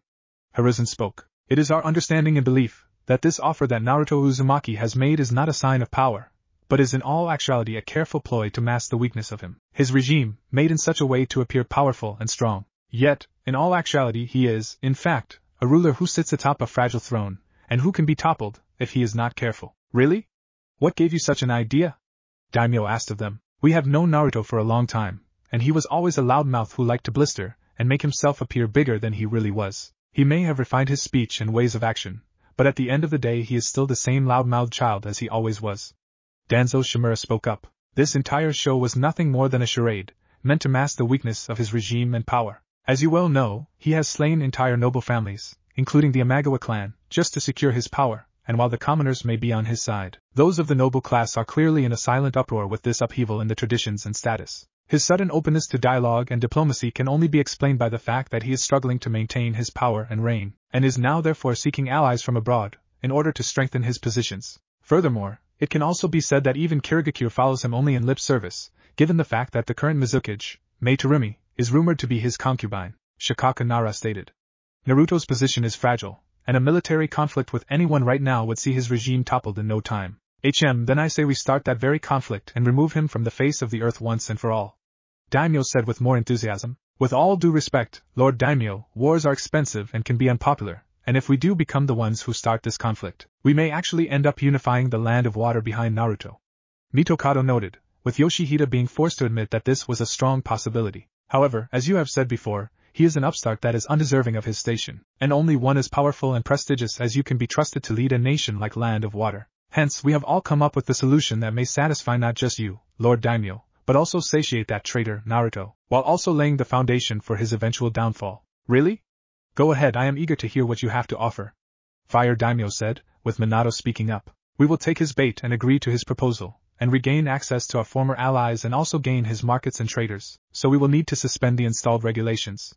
And as a confirmation and show of our dedication to this treaty, as is customary, we shall send envoys with plethora of gifts but also a gift of women. Minato added, getting the attention of Daimyo. Women? You mean you wish for me to send a member of my own bloodline to him, is that it? Daimyo asked of him. Even if I had a daughter to begin with, I would sooner sacrifice her on a pyre than to give her to this monkey Daimyo. We do not demand that you sacrifice anyone of great import, Lord Daimyo, only that the chosen concubine be a member, not even a direct one, of your family, and possess good enough looks to entice him. She needs not be someone of particular mind of ability, only possessing enough attractiveness to get his attention, Hiruzen added, with Daimyo thinking about it for a little, before speaking up. Yes, I do have someone that could fit those criteria. A niece of mine, a daughter of my late younger sister, and that rebel lord who dared to rise up against me. I have been thinking of ways on how to be rid of her for years now. I was even prepared to just give her to one of my servants as a wife, for she is such a sore sight for years now. Daimyo said before blowing his fan. She is unfitting of my family, but she is of at least passable beauty, I was told, and could actually entice that uncouth leech. She will do nicely. Have you decided whom will you send to him as your sacrifice?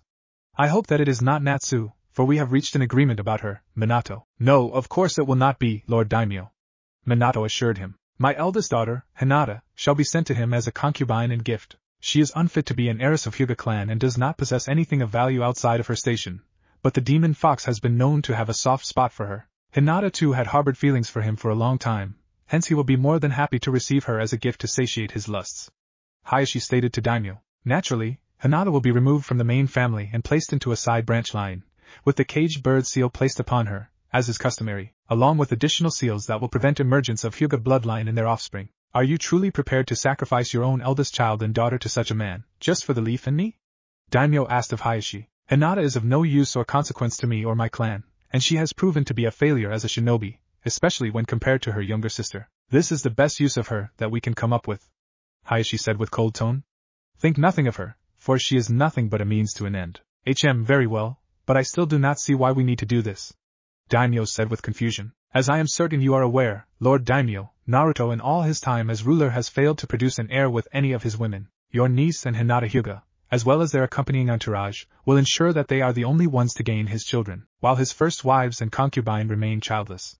Minato continued. With the concubines, we shall be sending our own people to create an effective net of shinobi around him, ready to act at a moment's notice. Once both of the girls have birthed children, Naruto, his wives and their supporters will be quickly and efficiently disposed of, leaving the only legitimate heirs and rulers his children with your niece and Hinata, and through them and their offspring you, Lord Daimyo, shall assume the complete control over Land of Water. After hearing and understanding what it meant, Yoshihide became positively giddy with the anticipation. Oh, what a cunning and brilliant plan! Yes, that fool will not know what had hit him. Well done, Minato, I couldn't have come up with a better idea myself. Daimyo praised him. I shall arrange the best gifts for him, make him think that I am all for this idea, and will have Akino instructed accordingly with what she is to do. She has inherited her mother's looks, so she is bound to get that ruffian's attention, even if compared to my women she is only a meager and unremarkable. So anyway, enough about that. Tell me, Minato, how are things with Natsu?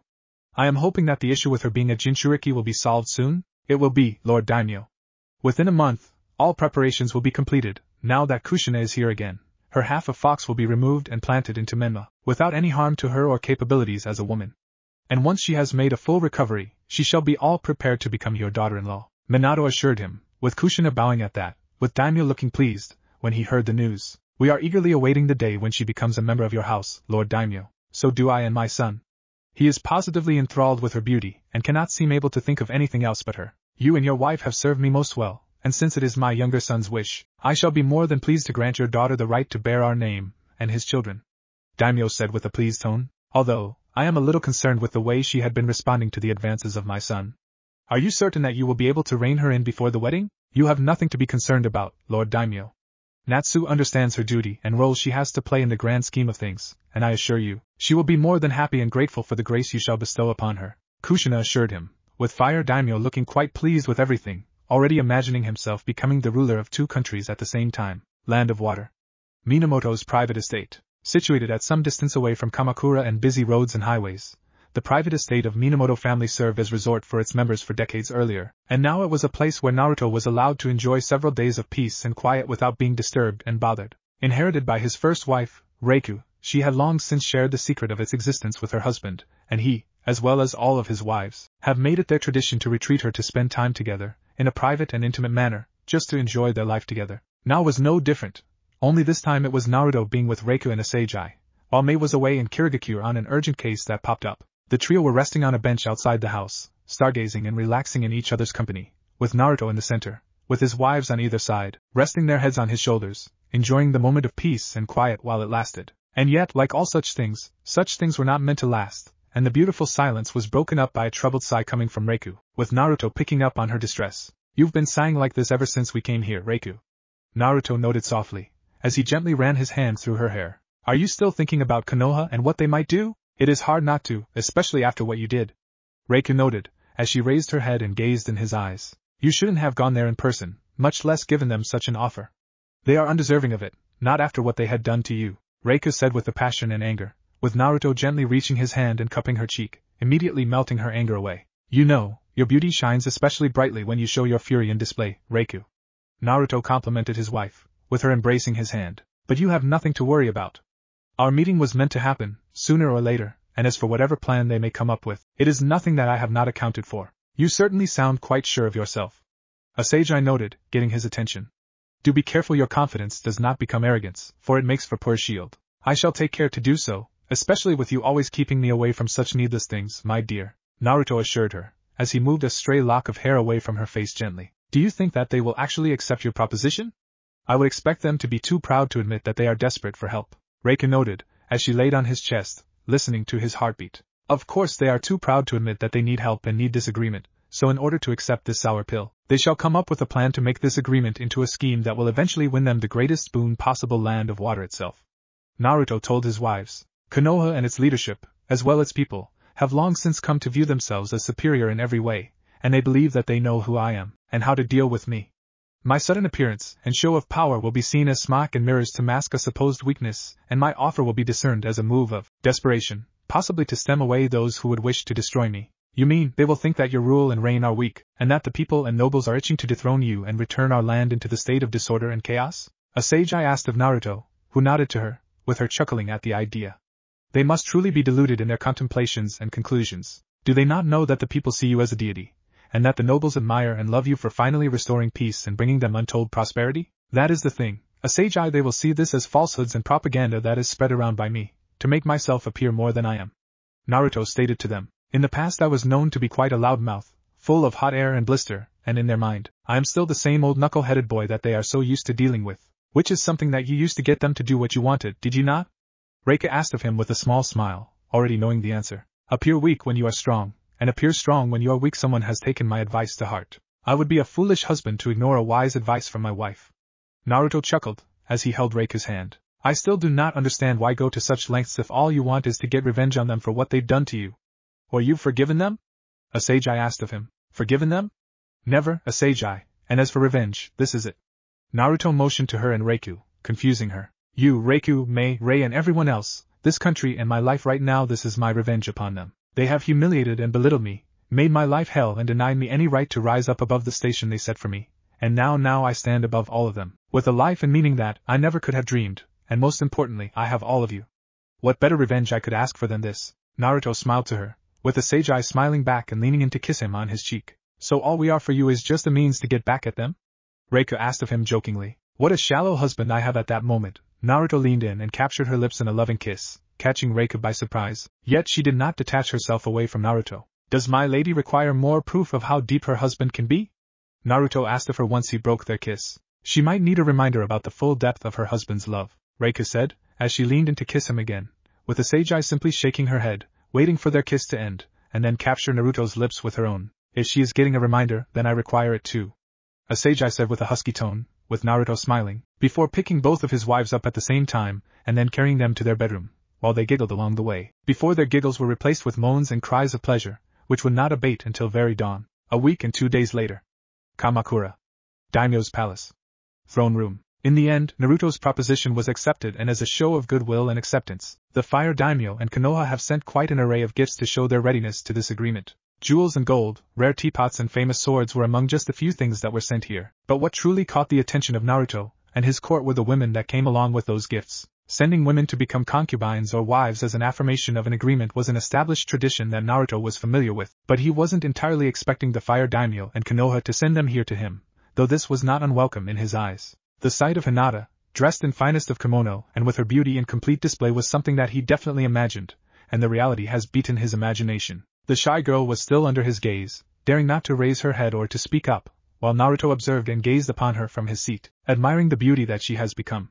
Yet he did need to turn away from the object of his initial affections, and when he did he was greeted by the sight of a raven-haired beauty with violet eyes, whose beauty and appeal were enough to rival even some of the goddesses. Unlike Hinata, she dared to look him directly in the eyes, and in them played a wicked fire that promised things that men wished for, yet dared not ask for. But Naruto was not like most men, and Akino Himejima clearly understood it. Though in the past he was not one to pay much attention to politics and rumors from the Fire Capital, now Naruto made it his job to be informed about such things in detail, for anything that was happening in other lands could have an effect on his own realm. To him, the name of Himejima clan was not unknown, as he was well informed about that once distinguished and prestigious clan, which had been wiped out simply out greed and pride of a weak-willed man. The Himejima clan was once one of the principal noble families in Land of Fire, owning vast swaths of fertile and rich lands, and commanding respect and power from their subjects, while also serving as among the more loyal subjects of the Fire Daimyo and court. That had continued for centuries, until Daimyo Yoshihide Asakura, a man whom Naruto considered to be as pathetic as he was foolish, decided to strip the Himejima of their ancestral holdings and land,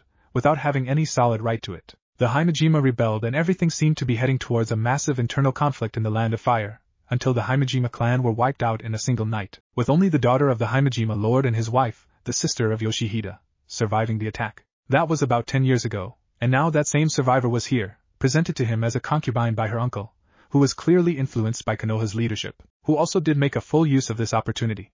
Along with the two ladies, they've sent a large entourage of ladies-in-waiting, servants, cooks, doctors and more, with a great many of these same people being shinobi in disguise, ready and waiting to do their duty. It took Naruto a second to guess what their plan was, and he held himself from smirking at the idea that they would ever have any opportunity to harm him, his wives or their future children.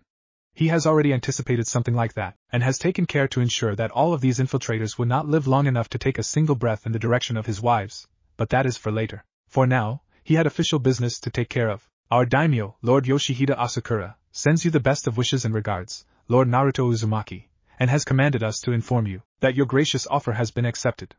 As a confirmation of his gratitude and dedication to this pact, he presents you with 2 of Land of Fire most beautiful maidens, the official envoy from Fire Daimyo stated, before turning and presenting the women. Heiress of noble and prestigious Hyuga clan, Hinata Hyuga, famed for her elegant looks and otherworldly beauty, and Lady Akino Himejima, niece of Fire Daimyo himself and a woman of matchless beauty and grace unmatched by even the most dedicated ladies of court. Lord Asakura presents you to them to be your concubines and wishes that they bring joy and happiness to you. In addition to them, he also sends you all of the gifts he could gather from his personal treasures, with first among them. I shall look at the trinkets later, thank you.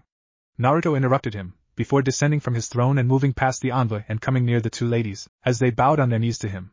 Ladies, do please rise. Such ladies as you have no need to stand on your knees before me, especially when it hides your beauty from the eyes of others. At those words, Akino rose up the first, looking straight into Naruto's eyes, while Hinata did so with far more nervousness in her movements, daring not to face Naruto directly, something that the envoy did not enjoy. Lord Naruto, please forgive Lady Hinata for her shyness, she is just the envoy. Fearing that this would be taken as an insult, decided to intervene, but Naruto stopped him. There is nothing to be forgiven, for there is no insult made. Now you and the rest of your entourage leave us, Naruto commanded him, catching the man off guard, while at the same time secretly giving a signed command to some of his hidden guards. But my lord, this would be Naruto did not spare him a single look. Did I stutter? He asked of the envoy with a colder tone, with the man realizing that this was not up to debate. As you wish. And with this said, the throne room was quickly vacated of nearly all of the people, leaving Naruto with Akino and Hinata, with the former bowing her head before him. Lord Naruto, it is a pleasure to make your acquaintance. I have heard many intriguing and interesting things about you, and I must say that most do not do you justice, Akino said with a smile, with Naruto smiling to her. Lady Akino, the pleasure is all mine. I must say that I am at a disadvantage, being presented with a woman of your charm and elegance, and meeting her in such conditions. Naruto replied, with Akino chuckling at that. You need not worry with such things, my lord, for your welcome is the warmest I could have asked for. Akino answered to him, with Naruto nodding to her, before turning to Hinata. Hinata. Naruto softly called to her, making her shudder a little, before she turned to face him, with a blush appearing on her cheeks, while he smiled to her. I am sorry I was unable to say anything to you back in Konoha, but please know, that even all these years apart, you were in my warmest thoughts, and I am very happy to see you once again. And my Lord, as such words Hinata stammered as she tried to speak, but Naruto gently put his hand to her cheek and spoke. Please, Hinata. I may be a daimyo to most, but to those who are precious to me, I am still Naruto, so call me that. Naruto told her softly, restoring a bit of her confidence. And Naruto, it is you. Hinata said softly, as the tears began to roll down her cheeks. It is me, Hinata. Naruto confirmed it to her. I see that you and Hinata have already been acquainted. Akino noted with interest. Yes, she is among the dearer persons to me, from the times when I was not a man I am now. Naruto replied, before gently rubbing away Hinata's tears with his hand. A woman like you needs not cry before me, Hinata. I know, but I can't help it, she said, as she gently took his hand in her own. All these years, I lived akin to being in a nightmare, I in a world that lost all color and meaning to me. But with you back I can't stop thinking that all this is just a dream and I don't want it to end. Then I shan't let it end, Hinata, and this reality is your dream now. Naruto told her softly, finally managing to calm her down. From now and until the end, I shall make it so. Such strong and passionate words I fear I now feel envious towards Hinata, for even I would wish for a lover to say such things to me. Akino said with a small giggle. But then again, you two are connected by more than mere affection, that much I can see. I can hope that in your heart there is room for more women wishing for your affection and care. You will find that my heart can encompass quite a few things and people. Naruto assured her, as he gently pulled away from Hinata. But for now, I fear I must ask you to forgive me, but it would seem that I have received a rather unexpected guest, and who I wish to speak to. And at that moment, 3 figures materialized before Naruto, 2 of them being his personal shinobi guards, and the other an ordinary-looking serving girl. My lord, as you have commanded, we brought you. One of the guards stated, with Naruto nodding to him. Well done, you may return to your post. And once this was said, the shinobi disappeared from sight. Today seems to be full of surprises for me. First I get to meet these fine ladies, and then I see you among the people who arrived with them. Tell me, does Lord Hokage know that you are here, or is this some sort of personal mission of yours?